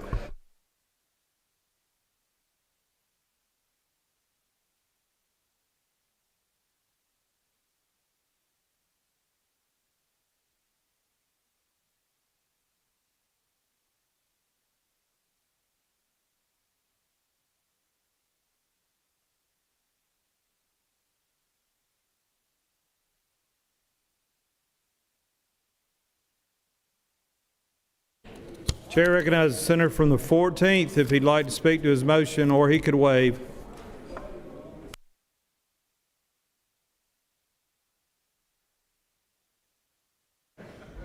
Thanks, Mr. President. Mr. President, I am so proud to be the sponsor of Senate Bill 541, a bill that 40 senators in this chamber out of 56 have co-sponsored. 40 senators, and I know from conversations the Senate rules do not permit me to expound upon that the number of supportive senators is even higher than that. So where we are is we're in the posture that this bill, having the overwhelming supermajority support of this chamber, has been assigned to a committee on interstate cooperation that currently lacks a chairman. And there is an acting chairperson. But I want to be very clear to Georgians watching this, that the reason that any bill gets assigned to interstate cooperation when that committee lacks a chairman is to kill that bill. Now, there's only a handful of people in this chamber that make the decision on how to assign bills to committee, and I can tell you that this is an anti-people power move. The people online who have been calling for this, the people who have been watching their local news coverage on booting for the last few years know that there is overwhelming public support. The people want a ban on the boot. On the boot. Ban the boot. All right. So what that means is that you have procedural tactics that are holding back the will of the people and of 40 senators in this chamber. And in a minute, we're going to have a vote on the board to see who wants to advance the people's priority and who wants to side with this cynical procedural block on the movement by the people to ban the boot. Every name in red is going to be a name to block this progress. Every name in green is going to be a name that wants to ban the boot once and for all. The stakes are clear. I ask that my senators, my colleagues, join me in this effort to once and for all ban the boot. Thank you very much. Senator, he's yielded the well. Chair recognizes the senator from the 29th to speak to your objection. You can waive, Senator. Senator from the 56, you objected also. We'll let you speak to it. It was a canopy of objections. Thank you, Mr. President. I appreciate the passion, Senator from the 14th, and I do agree with him that we need to ban the boot in Georgia. However, in great respect to the Committee on Assignments, I will defer to their leadership as what they assign this bill. However, I am willing to continue to work with the Senator 14th to find other adequate pieces of legislation to eventually ban the boot here in Georgia. So in this case, I'd ask that we follow what a committee assignments put together, vote no on this one, with my commitment that I will work with my colleague from the 14th to move forward. Thank you, and I yield the will.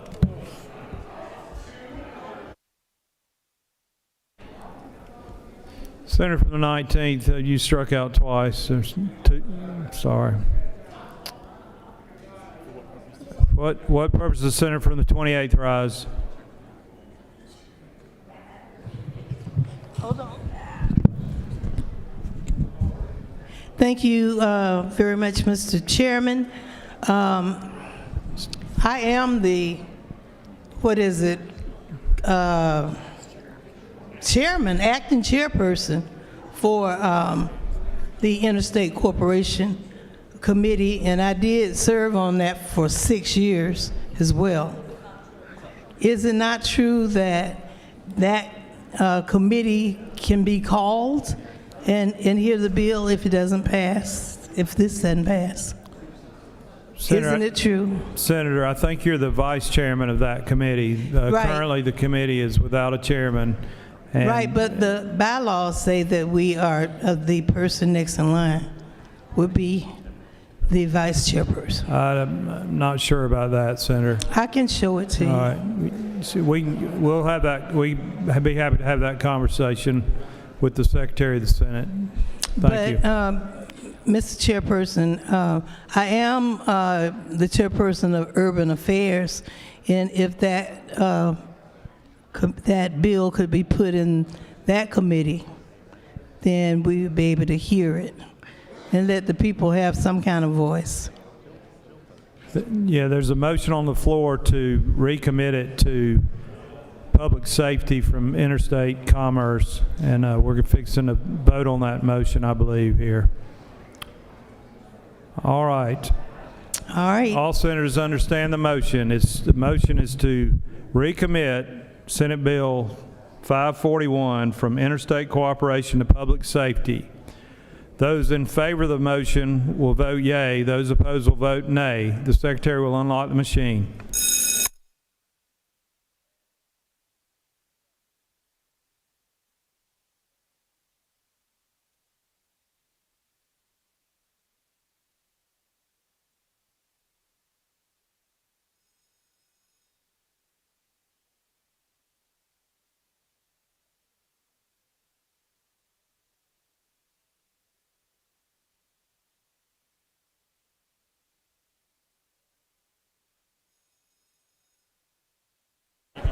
Senator from 50th, what purpose do you rise? Parliamentary inquiry, please. State your inquiry.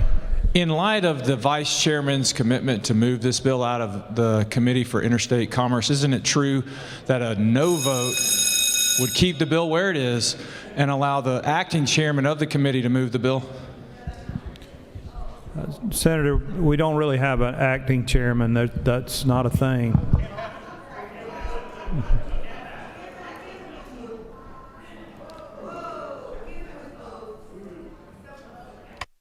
Just hold on a minute.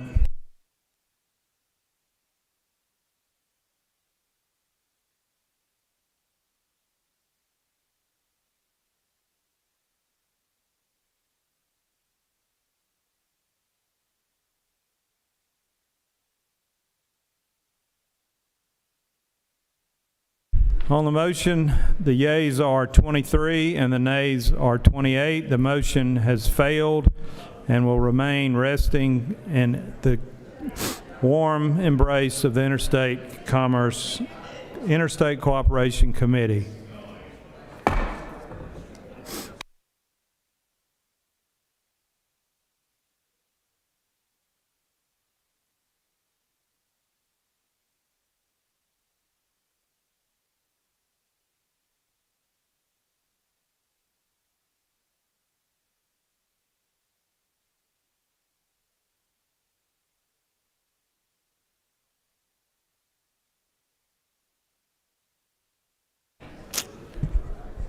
You have before you a consent calendar of local bills. Mr. Secretary, have any objections been filed to any of the bills on the local consent calendar? Mr. President, no objections have been filed. Is there objection to agreeing the report of the Committee on State and Local Government Operations, which is favorable to the passage of the bills on the local consent calendar? Chair hears none. The report of the committee is agreed to. The question is on the passage of the bills on local consent calendar. All those in favor vote yea. Opposed, nay. The Secretary will unlock the machine.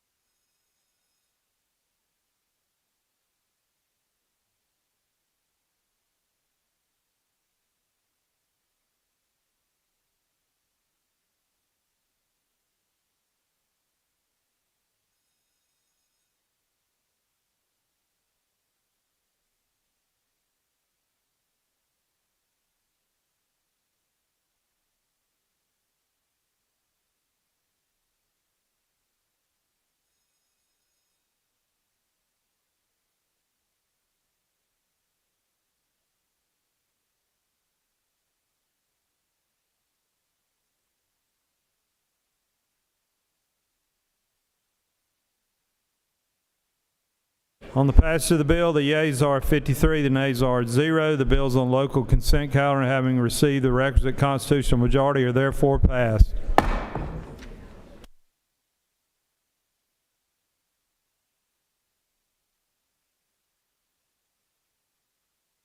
You have before you a consent calendar of resolutions expressing the will of the Senate. Does any senator wish to remove a resolution from the consent calendar? The question is on the consent calendar expressing the will of the Senate. Is there objection to agreeing the reports of the committees which are favorable to the adoption of the resolutions? Chair hears none. The reports of the committees are agreed to. The question is on the adoption of the resolutions on the consent calendar. All those in favor will vote yea. Opposed, nay. The Secretary will unlock the machine.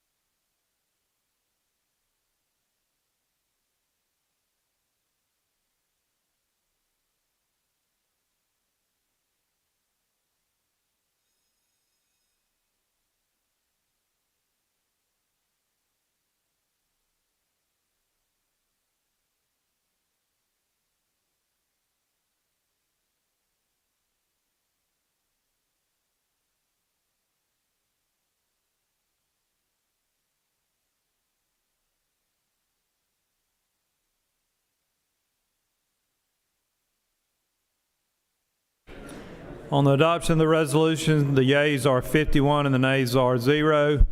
All the resolutions on the consent calendar having received the requisite constitutional majority are therefore adopted.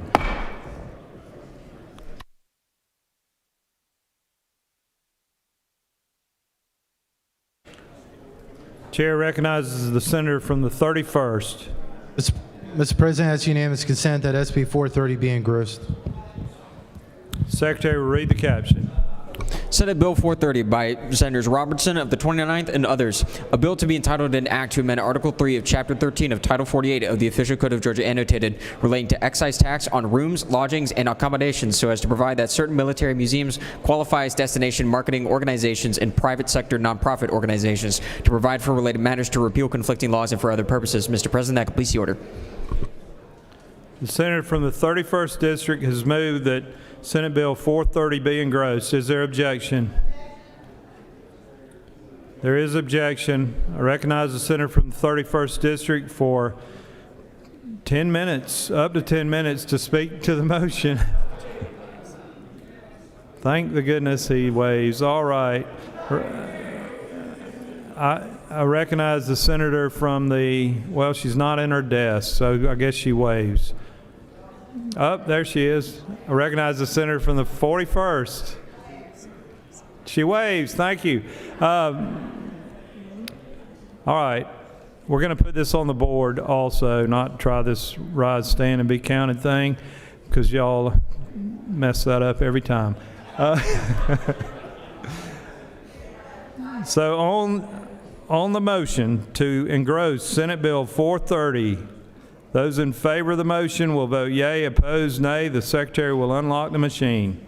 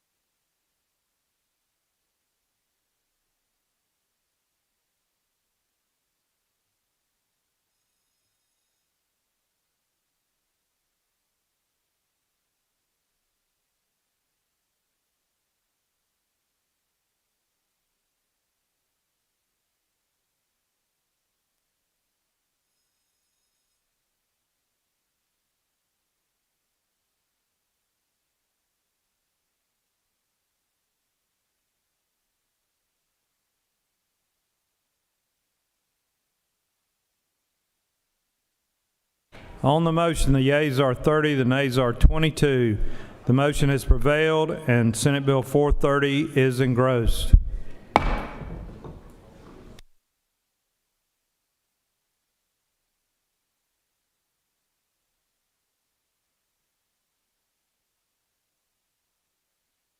Secretary will read caption to Senate Bill 171.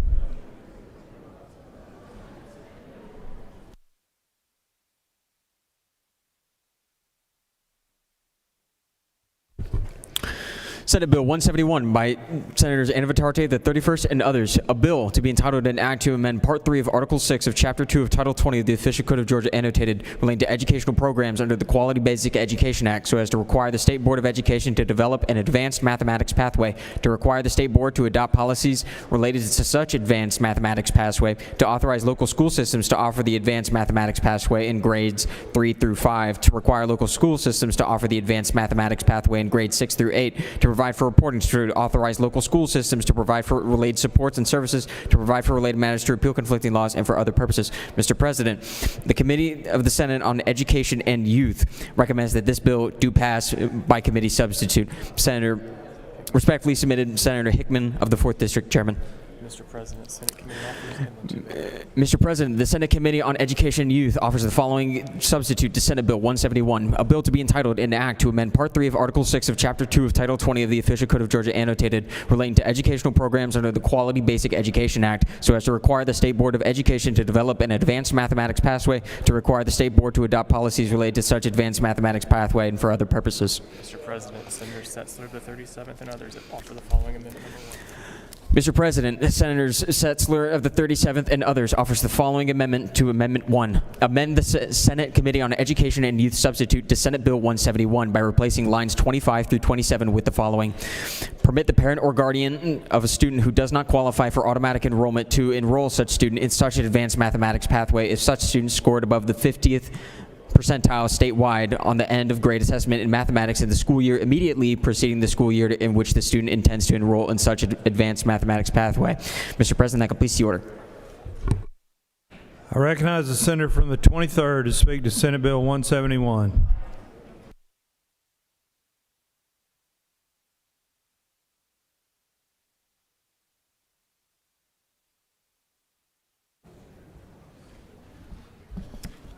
Thank you, Mr. President. Colleagues, I bring you Senate Bill 171. This is a guaranteed access bill for advanced mathematics in middle and in elementary school. Mathematics is foundational to life. It is fundamental. The ability for an individual to comprehend advanced mathematics gives them a leg up in life. Senate Bill 171 is an important piece that would allow Georgia students additional training and preparation in advanced mathematics. If you look carefully at the bill, it just does two simple things. It requires the State Board of Education to develop an advanced mathematics pathway for grades 6 through 8, and then it authorizes them to do so in grades 3 through 5.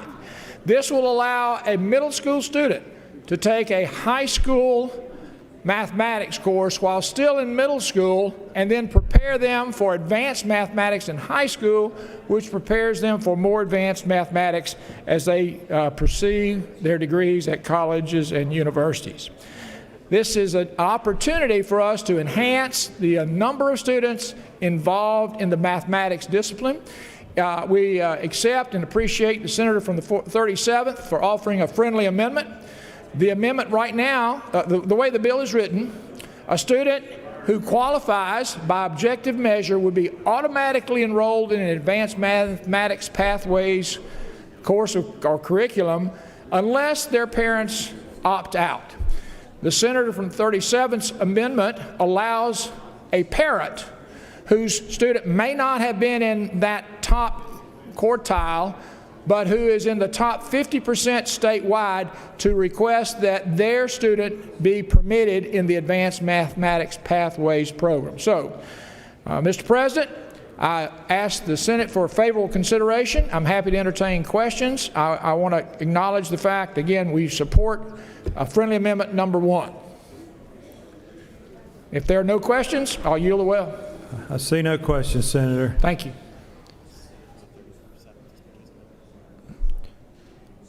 Senator from the 37th, would you like to speak to your amendment?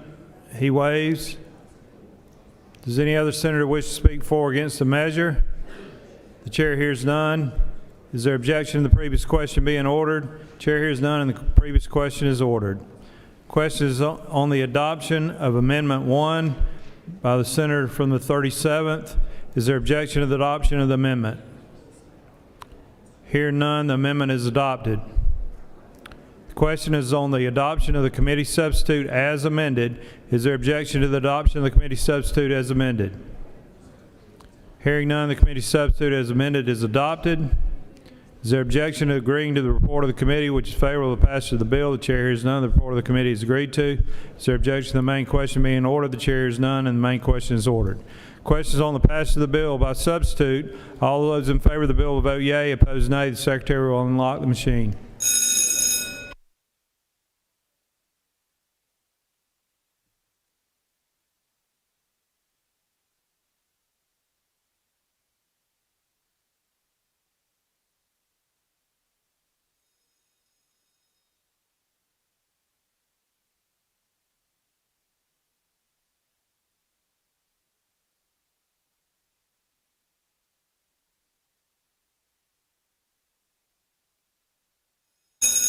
Chair recognizes the senator for the 33rd. What purpose do you rise? Yes, sir. Could you remind the senator from the 18th that he's supposed to count to 60 before he votes? Well, I think his seatmate is helping him.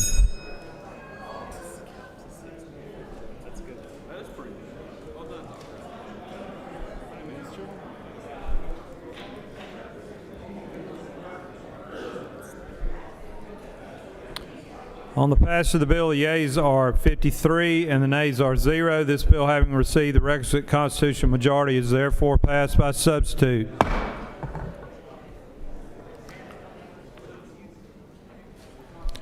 Secretary will read the caption of Senate Bill 392. Senate Bill 392 by Senators Albert of the 56th and others, a bill to be entitled an act to amend Part 1 of Article 4 of Chapter 12 of Title 45 of the Official Code of Georgia, annotated, known as the Budget Act, so as to provide for the application of zero-based budgeting to the budget process, to provide for intent, to provide for analysis of departmental and program objectives, to provide for consideration of alternative funding levels, to provide for departmental priority lists, to provide for applicability, to provide for related matters, to provide for short titles, to repeal conflicting laws, and for other purposes. Mr. President, the Senate Committee on Appropriations recommend that this bill do pass. Senators Tillery of the 19th, Chairman. Mr. President, that completes the order.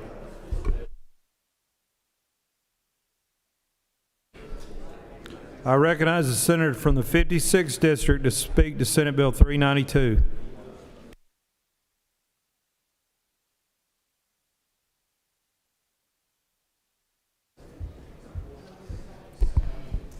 Thank you, Mr. President.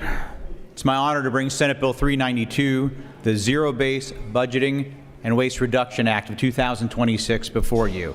This is a great tool for our state government, especially for a state like ours that already emphasizes fiscal responsibility. Let me give an overview of why this bill is so important. Because we used to have it in place. In fact, we passed it, some of us were in the chamber at the time, many years ago in 2012, but it expired in 2020. This bill will implement that exact language back into the code, but with no sunset. And what will this do for us? It will continue to promote fiscal discipline and taxpayer accountability. Instead of always spending as we did in years past, it takes a hard look to justify each and every tax dollar we spend.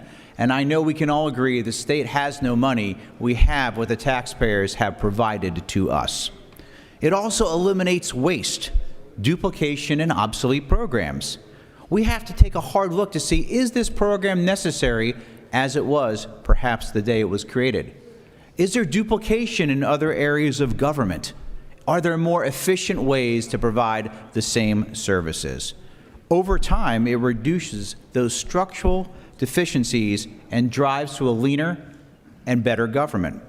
It also aligns that spending with our strategic priorities, whether it's public safety, education outcomes, infrastructure, tax relief, or economic development. It allows us to focus on those goals. It also does something that businesses do each and every day, which is encourage performance-based governments. That governance allows us to define the mission, make sure we have measurable objectives and outcomes, and we cost justify each one of those while looking at alternatives that continue to make us better. It improves transparency, not just for us here in this building, but for the taxpayers. It allows us to say, what do these programs cost? Why do they exist? And what are they delivering to each and every taxpayer? It strengthens our oversight for both the executive and here in the legislative branch. Whether you're serving on appropriations or just voting on the budget, whether you're a subcommittee chair or the chairman yourself, it allows us to work together in concert to make sure we're reevaluating our government and providing the best foot forward. It also supports long-term financial stability. We have obligations. Medicaid continues to grow as our population, as does education. It protects us from economic volatility. And of course, in Georgia, we are one of the most fiscally responsible states in the nation. We're proud of our AAA bond rating. We're proud of our #1 place to do business. This is another key component to the great recipe that makes up Georgia. It encourages innovation and efficiency. We have seen great innovation over the last years, and especially the last decade. How do we use that technology? How do we automate? How do we continue to restructure operations to be the most effective? And lastly, the overall advantages for us, the policymakers. We have already passed great tax reductions and tax rebates, led here by the Senate. We are looking at property tax relief as well. Obviously, the great work on reducing and eliminating the income tax. We're looking for government accountability, and we're looking to put the same private sector principles and discipline into government.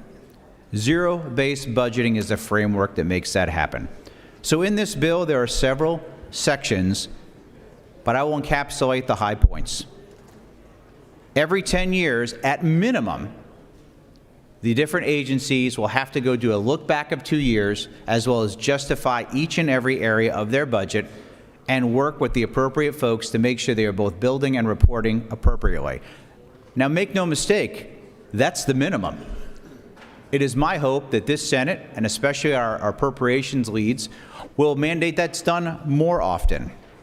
It will also make sure that when this analysis is done, it is available to all of the public to see. Specifically, though, we point to our large area of the budget, such as the university system, our education department, and our judicial branch, to make sure they are all following the exact same requests. This will go into effect this coming year, and again, will stay in perpetuity because it's good policy. It's how we continue to run our state, and it's how we can go back to our citizens that have elected us each and every 2-year cycle and say we are doing the best job to be the stewards of their taxpayer dollars. Mr. President, if there are no questions, I would yield the will. There are no questions, Senator. Thank you. I urge your favorable consideration. Does any other senator wish to speak for or against the measure? Chair recognizes the senator from the 14th.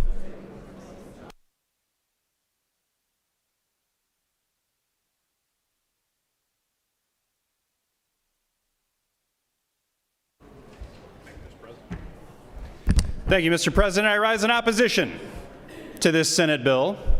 It's about, quote, zero-based budgeting. That is a flashy policy term that it's meant to describe skepticism. Skepticism that government has any legitimate purpose, and the presumption that all discussions about government spending should start from the assumption that there should be no government spending. That's what zero base means. Now, it may make sense if you were in a state that had a bloated budget with a lot of unnecessary expenditures, if we were one of those liberal states, right, or something like this, I don't know, to maybe take a look and see if the expenditures that we were making with billions of dollars of taxpayer money really suited the ends of government. But we are not in such a state. We are in a state that has been variously described as fiscally responsible, fiscally conservative. Let's be clear about what these euphemisms mean. We live in a state with a starvation budget.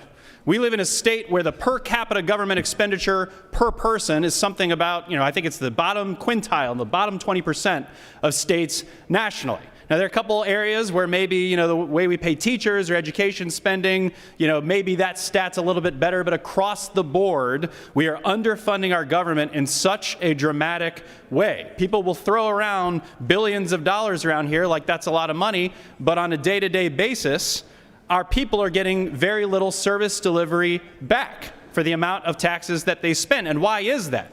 It's because we're not putting our agencies in a position to succeed. Very often in this chamber, you will hear complaints about the unresponsiveness of state government as if that's some problem that adheres to government, as opposed to a failure to pay people for their work and to pay enough people. I mean, gosh, do y'all know what's happening in the House right now? There's a bill to kill the Enforcement Division for Securities Law under the Secretary of State. Are y'all aware this is happening? There's only 3 attorneys in that unit, the Securities Enforcement Division in the House, and there's a very cynical attempt to move that Securities Enforcement Division to Banks and Finance, the department, so they can kill the First Liberty investigation. Were y'all aware this was happening? Yes, check that House bill out. If they pass it, I'm sure we'll be talking about it in here. But that's just one small example of the way that state government is already doing a yeoman's effort with very little budget to try to produce public goods, to try to hold power accountable and empower the people of Georgia. But state government is doing this with both arms tied behind its back.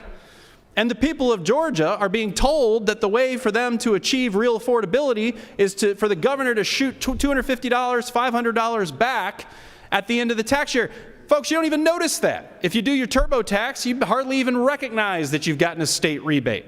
So let's get very real about what Republican leadership for 20 years in this state has meant in terms of budgeting principles. It means pretend government is bad, pretend government doesn't do anything, try to give people their tax money back at all possible opportunities, even if that tax money barely pays you a quarter of your rent for the month, and doesn't do anything to address the crises in behavioral health and prisons. I mean, gosh, can we talk about the fact that gang violence, which Brian Kemp has railed against for years, starts from inside prison walls? It starts from inside the prisons where gangs are allowed to run free because the Department of Corrections hasn't been given the resources that it needs to stem gang violence before it can spill over in our communities.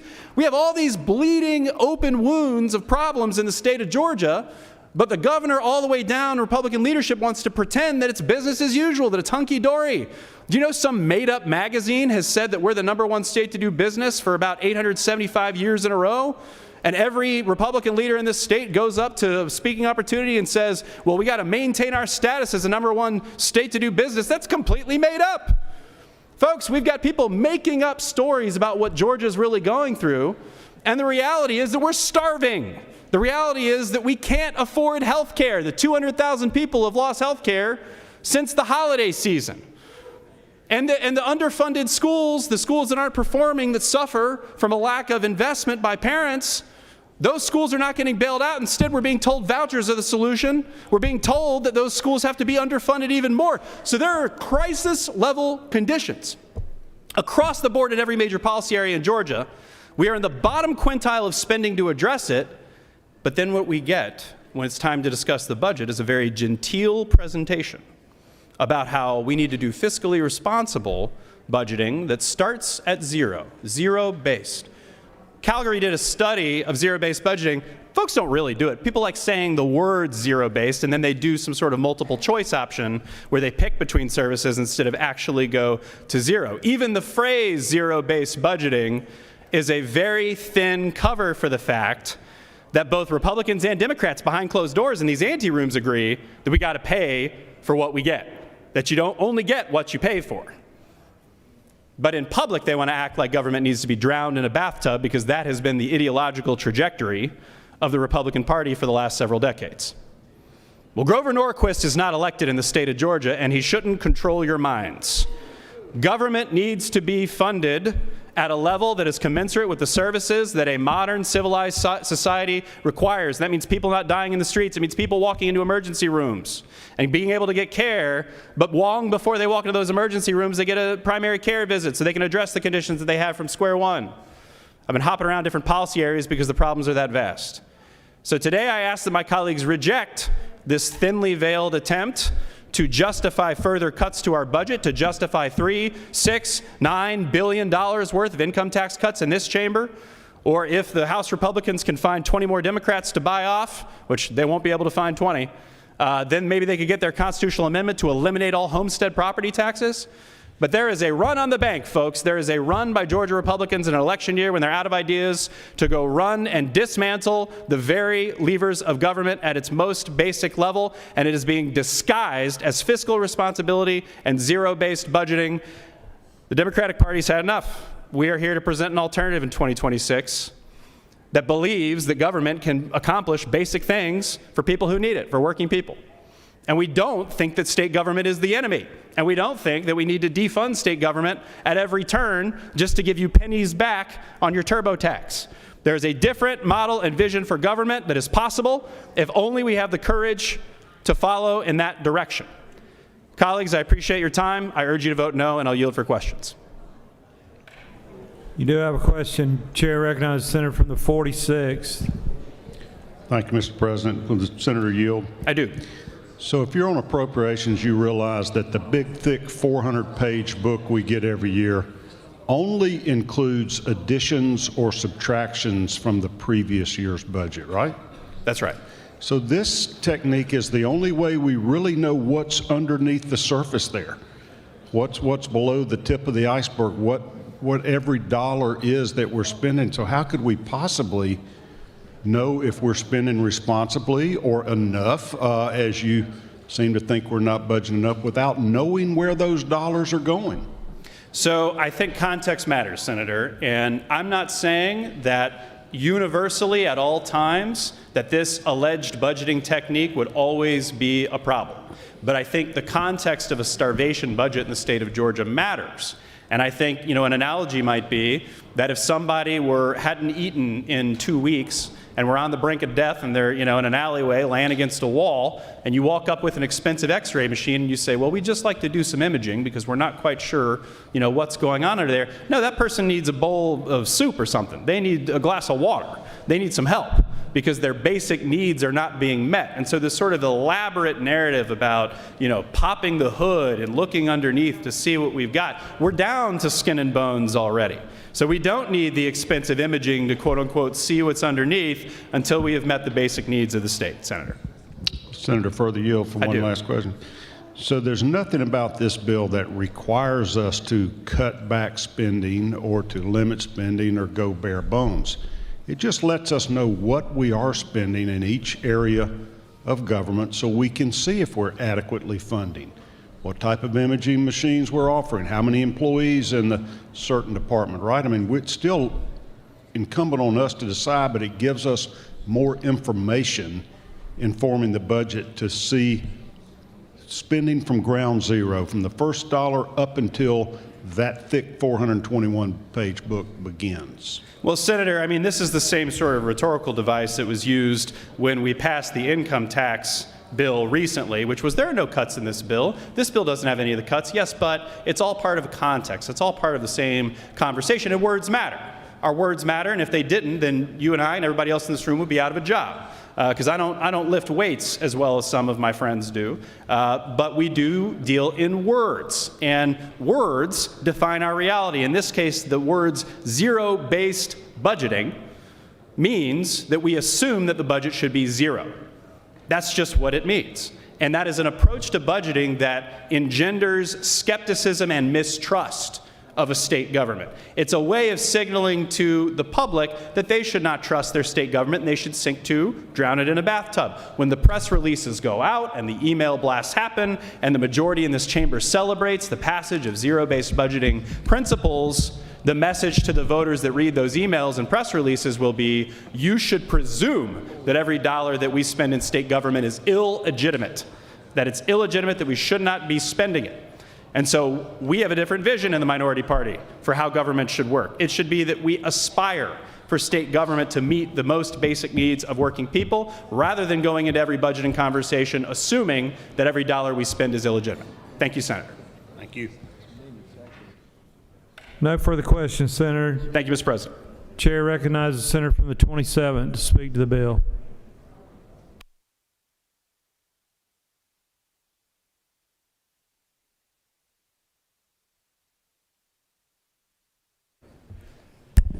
Thank you, Mr. President. I have a couple pages here today, and I was explaining to them what this bill does, and they said, do you think this bill will be bipartisan? I said, yeah, I think so. And then my friend from the 14th came up and crushed my dreams of bipartisanship, and I haven't had a chance to fully explain to the pages what the bill actually does, so I thought I would do that for both them and my friends at home. I actually believe that this bill can be one of the most significant reforms to state government that we could possibly pass. I think people at home will be shocked to know that the way that our budgeting process actually works, that the only things that we debate in the budget from year to year, the only things that we look at are things that are new additions to the budget. And that when there is a new addition to the budget, we all vote on it, usually pages in a bipartisan manner. Those things are then added the next year to the base budget. But we don't look at that base budget. We then just look at the new things that we want to buy, and we vote on those things, and we put those things in, and we pass them through, and then the next thing you know, there's a new base budget. And you ask anybody in this building what's in the base budget, and nobody knows. And when you sit in the Appropriations Committee, if you want to get the information about what's in the base budget, nobody knows. And what they also don't know is whether the money is being used for the purpose it was even originally appropriated for. So you could put something in the budget, you could pass it through, it could be sitting in that base budget 12 years later, and it can be used for a purpose other than that which it was originally intended for. I don't know any family, any business, or even any local government that operates in that capacity. The very first budget that I had the opportunity to vote on, I was just telling you guys this a couple minutes ago, 7 years ago, was $26 billion. I also told you all that the bill that we voted on to pass out of the chamber here earlier this year was $42 billion. So despite what you've been hearing about starvation, government in the state of Georgia has grown by 61% over the course of just 7 short years. Now, my friend from the 14th and I do have a fundamental disagreement on whether or not government should provide everything or whether or not government can afford to go on a diet. And I'm one of those that does believe that 61% growth is a little further than we needed to run. And I am one of those that also believes that we should be looking to put money back in the pockets of Georgia taxpayers because, frankly, we've taken too much of it. Not only has the budget grown that much, but we've put billions of dollars that we have into something called an undedicated reserve fund. You see, we have this reserve fund that envisions us putting away 15% of our budget. We call it the rainy day fund. And 15% of our budget will be about $6 billion. But that number had grown $10 billion beyond that, up to $16 or $17 billion, much more than we ever envisioned being in our rainy day fund. Effectively, guys, what we did was we took money out of your parents' checking accounts and out of their savings accounts, and we put them into the state's savings account. We overtaxed them. And so not only have we grown government, we have taken more money than we need to run government. And so what this bill does, guys, is it just requires us once every year, nope. Once every 2 years, nope. Once every 8 years, we require an agency to say, here's how we're spending the money. That's it. I think it sounds pretty reasonable. I'm glad that you guys are here today to see how government functions. And for me, when we press the green, you'll watch me press a button in a second, you'll watch me press the green button. Because I believe that the people in this room and in this chamber should have to go back and justify at least every 8 years. If it was every 4 years, I'd press the green button as well. But we should have to look at how we're spending your parents' money. And we should just not assume that something that somebody did 20 years ago is the same way that we should be spending it today. Thank you all so much for being here today as pages and serving us. And Mr. President, with that, I'll yield the well. Senators yielded the well. Chair recognizes the senator from the 44th to speak to the measure.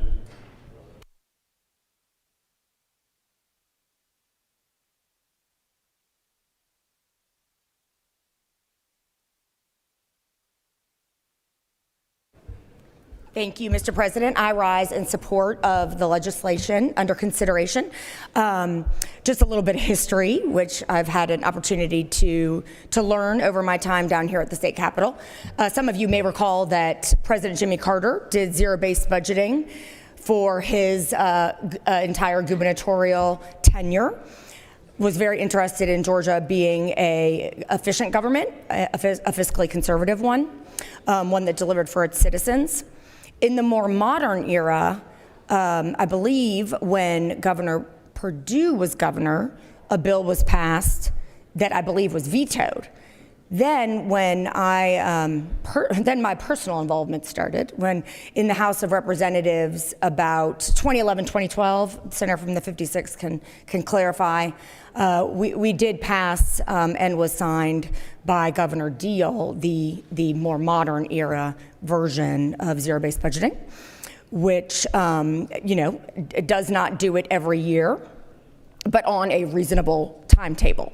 Every year, you can run into issues where the staff time and cost outweigh the benefits that you would get from making sure that the programs are funded in the most efficient and most effective way that we and the citizens of Georgia would want them to be. So I do think the chairman has struck a good balance, and I look forward to voting green. Thank you. I yield the well. Does any other senator wish to speak for or against the measure? Chair hears none. Is there objection to the previous question being ordered? Chair hears none, and the previous question is ordered. Pursuant to the Senate rule, the senator from the 56 will be allowed to close.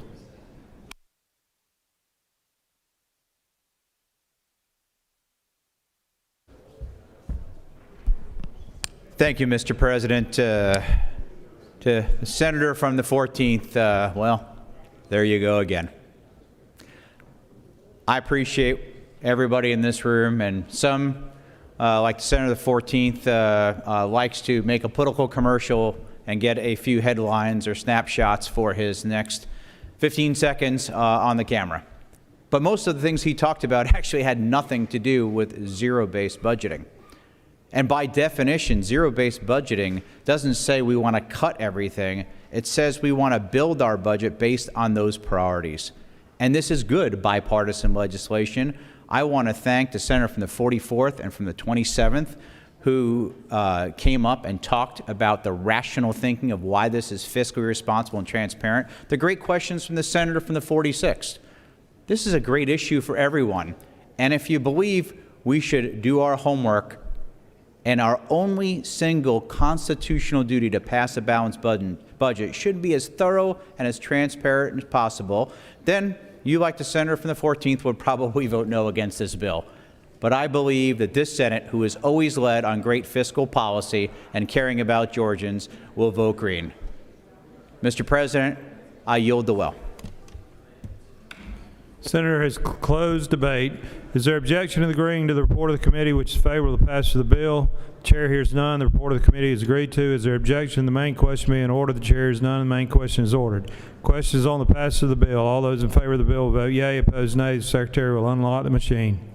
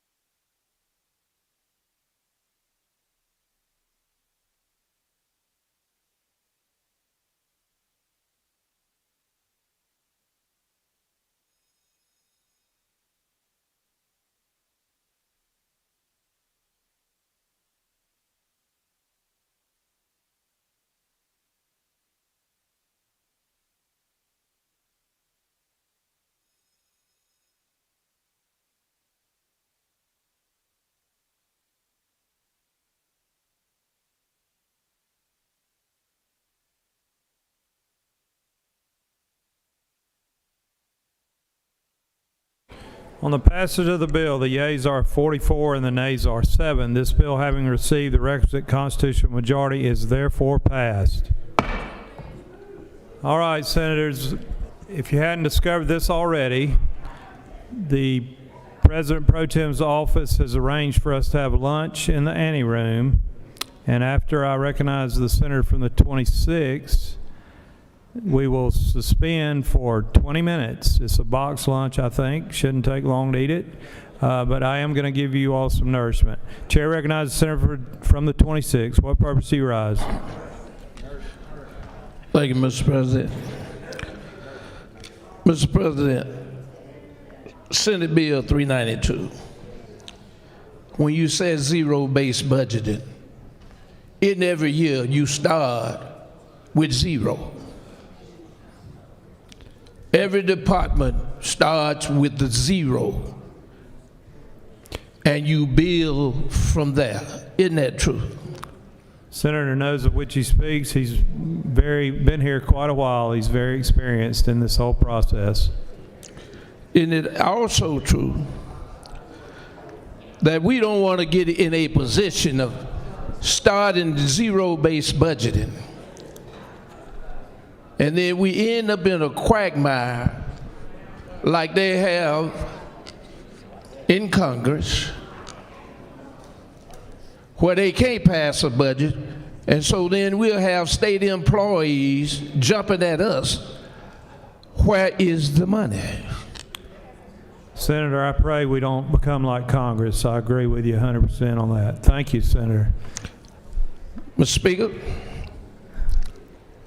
I would ask that we give reconsideration on passing Senate Bill 392. To move to the next legislative day to have the bill reconsidered. The gentleman has served notice for reconsideration. That'll be on the floor tomorrow. All right, are y'all a little bit hungry? You want to take we're going to take a 20-minute break. We'll suspend until 1 o'clock. 1 o'clock sharp. Thank you.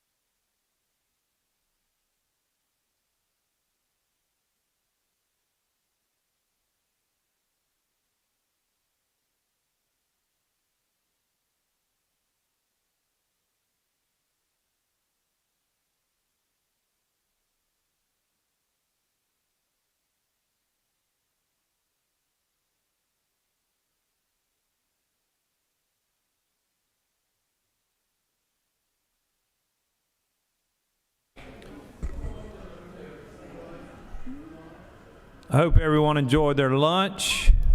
I thought it was particularly delicious myself. Some Georgia-grown pot pies from the Hall County area, I believe, Gainesville. All right, the Senate will come back to order.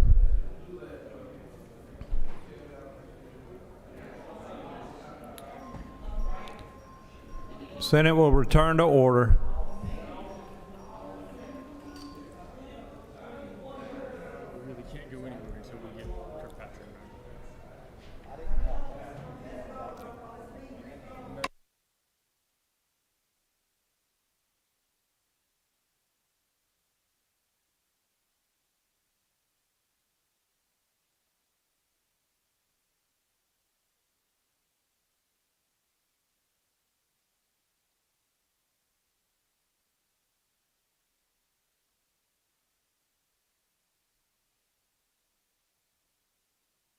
Secretary, read the caption of Senate Bill 395.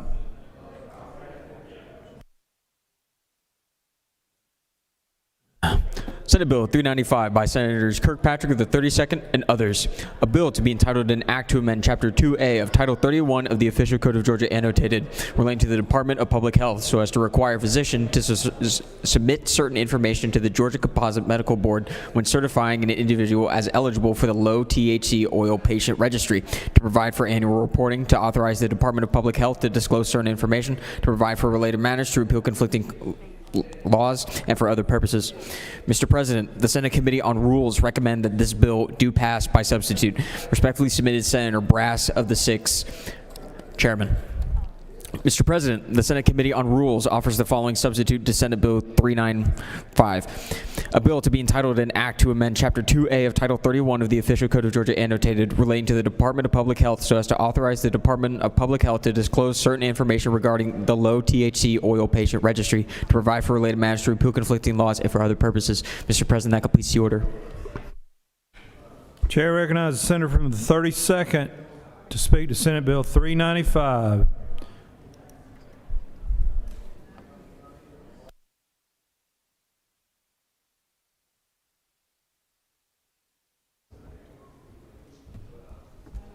Thank you, Mr. President. Senate Bill 395 relates to the current process for our medical cannabis program. The Department of Public Health is processing the applications, but the medical board is in charge of enforcement because the certifying doctors have to be licensed in Georgia. There's a sizable number of out-of-state doctors that are certifying our patients via telemedicine through various websites, including one doctor in New York who certified almost 4,000 people. This bill is not an effort to restrict legitimate certification of patients for the program. It simply adds the medical boards to the entities that are able to receive information so that they can better manage compliance with Georgia licensure rules. This bill has been simplified and it's only designed to improve communication between two government agencies. Be happy to answer any questions. I see no questions, Senator. Thank you. I yield. Does any other senator wish to speak for or against the measure? Chair hears none. Is there objection to the previous question being ordered? Chair hears none and the previous question is ordered. Question is on the adoption of the committee substitute. Is there objection to the adoption of the committee substitute? Hearing none, the committee substitute is adopted. Chair recognizes the senator from the 6th. What purpose do you rise? Mr. Chairman, or Mr. President, I ask for unanimous consent to excuse the senator from the 27th for business inside the Capitol. Without objection, the senator from the 27th is excused. Chair recognizes the senator from the 33rd. Ask for unanimous consent to excuse the senator from the 5th for business inside the Capitol. Without objection, the senator of the 5th is excused for business outside the Capitol. Chair recognizes the senator from the 36th. Thank you, Mr. President. I would like unanimous consent to excuse the senator from the 38th for business inside the Capitol. Without objection, the senator from the 38th is excused for business outside the Capitol.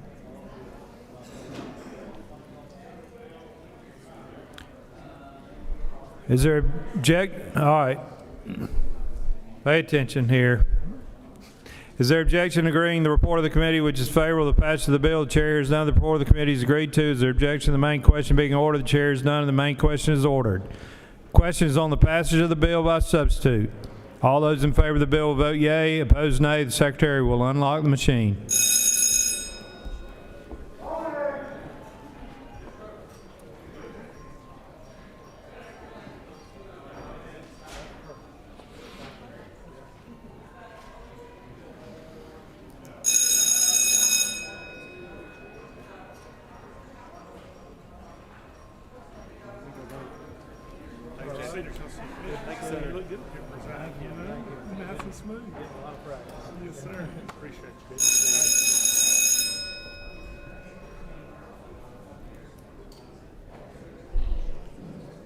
Chair recognizes the senator from 38th. What purpose do you rise? I ask for unanimous consent to excuse the senator from the 12th.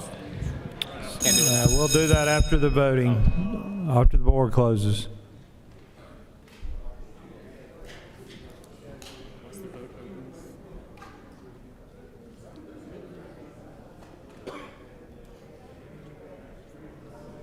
On the passage of the bill, the yeas are 46, the nays are 0. This bill, having received the requisite constitutional majority, is therefore passed by substitute. The secretary will read the caption of Senate Bill 428.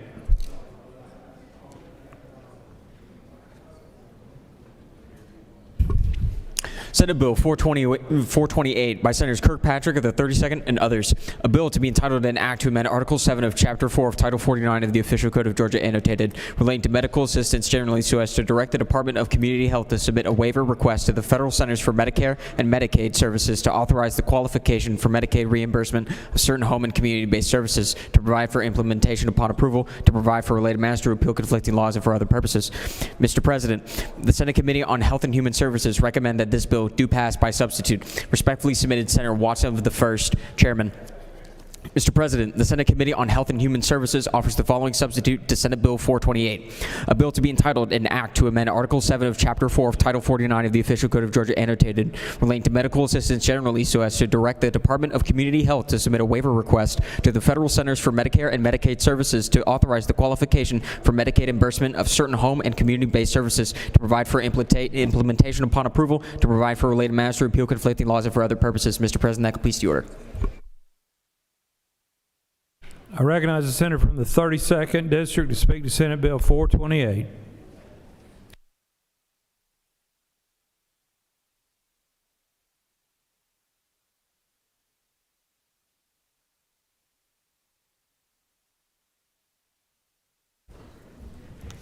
Thank you, Mr. President. Senate Bill 428 is an agency bill for the Department of Community Health to deal with the most complex individuals who are high utilizers of services, including ERs and jails. These individuals are often homeless.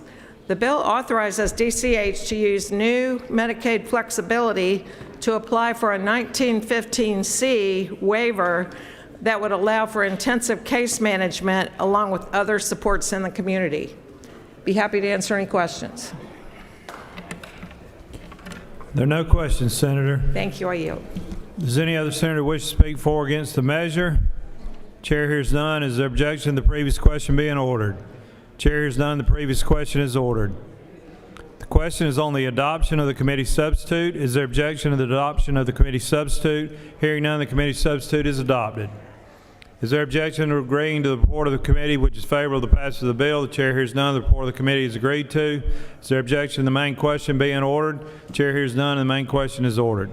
Question on the passage of the bill by substitute. All those in favor of the bill will vote yea. Opposed, nay. The secretary will unlock the machine.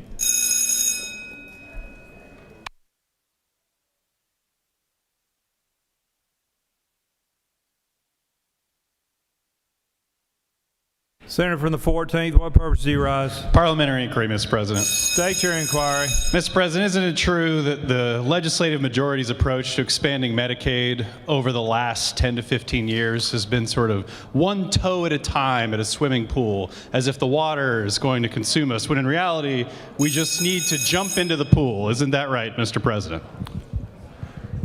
Senator, your you're privileged to have your own opinion on that.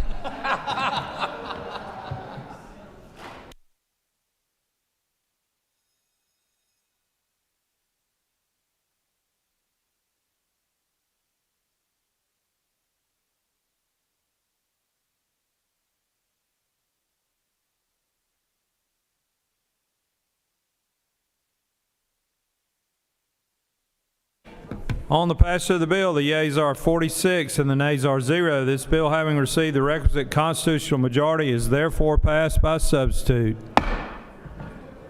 Chair recognizes the senator from the 43rd. What purpose do you rise? Thank you, Mr. President. I ask for unanimous consent to excuse the senator from the 17th. Without objection, the senator from the 17th is excused. Secretary will read the caption of Senate Bill 430.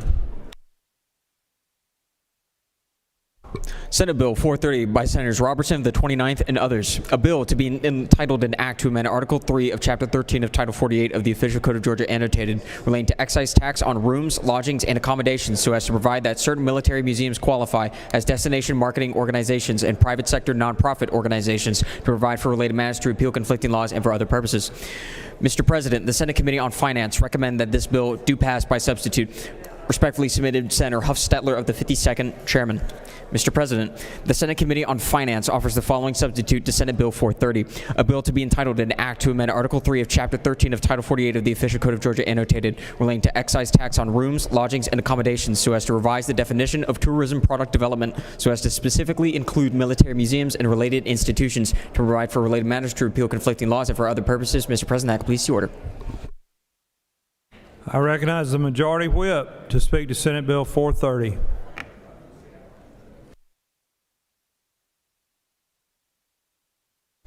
Colleagues, Senate Bill 430 is just a cleanup bill. What it does, it deals with hotel-motel tax, and in order for museums to be a part of the recipients of the hotel-motel tax, all this does is break out museums, including but not limited to military museums or any other institutions dedicated to preserving, exhibiting, or interpreting the history of conflicts and military actions in the United States. I ask for support on this legislation, and with that, Mr. President, I'll yield the well.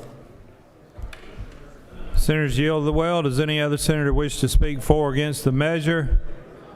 Chair hears none. Is there objection to the previous question being ordered? The chair hears none and the previous question is ordered.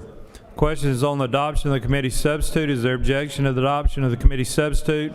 Hearing none, the committee substitute is adopted. Is there objection to agreeing to the report of the committee which is favorable to the passage of the bill? The chair hears none. The report of the committee is agreed to. Is there objection to the main question being ordered? The chair hears none and the main question is ordered. The question is on the passage of the bill by substitute. All those in favor of the bill will vote yea. Opposed, nay. The secretary will unlock the machine.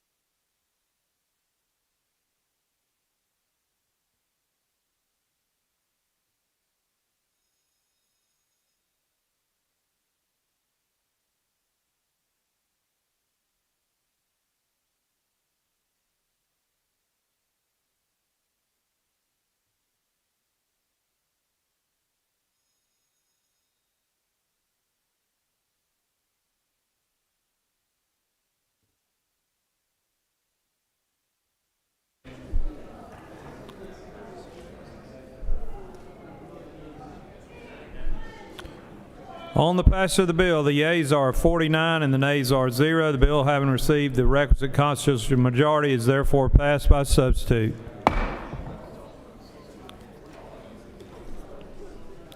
Chair recognizes the senator from the 52nd. Thank you, Mr. President. Pursuant to Senate Rule 7-1.10b, I hereby give notice I intend that on the next legislative day that the Senate take action on the House action on Senate Bill 162. Secretary will read the caption.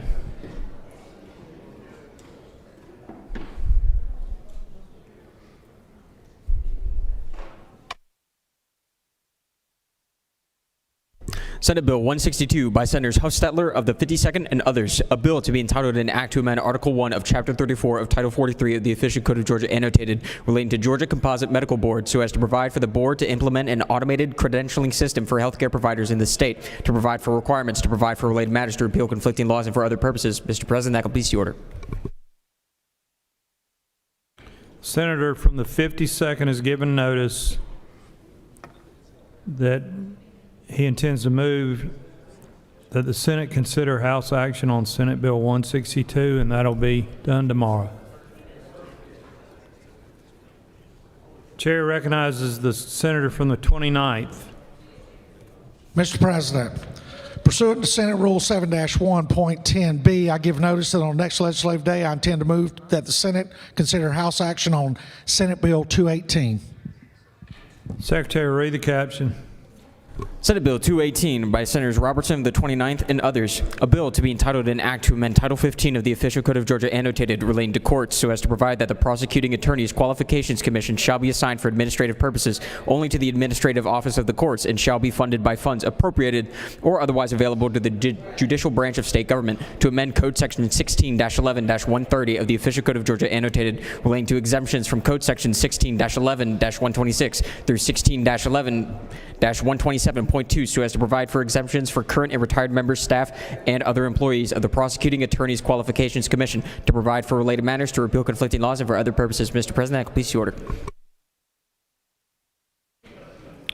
All right, so we will consider House action on Senate Bill 218 tomorrow. Chair recognizes the Majority Leader for a motion. Mr. President, I move the Senate stand adjourned until 10 a.m. Wednesday, February 25th. Secretary, read the announcements.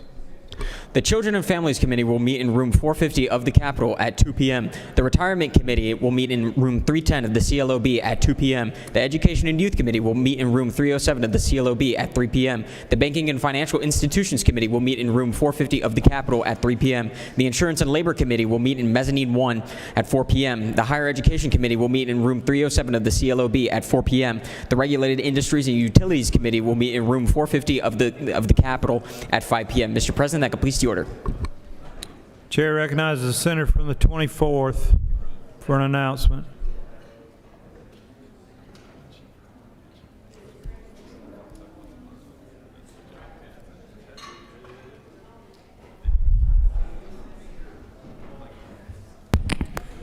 Thank you, Mr. President.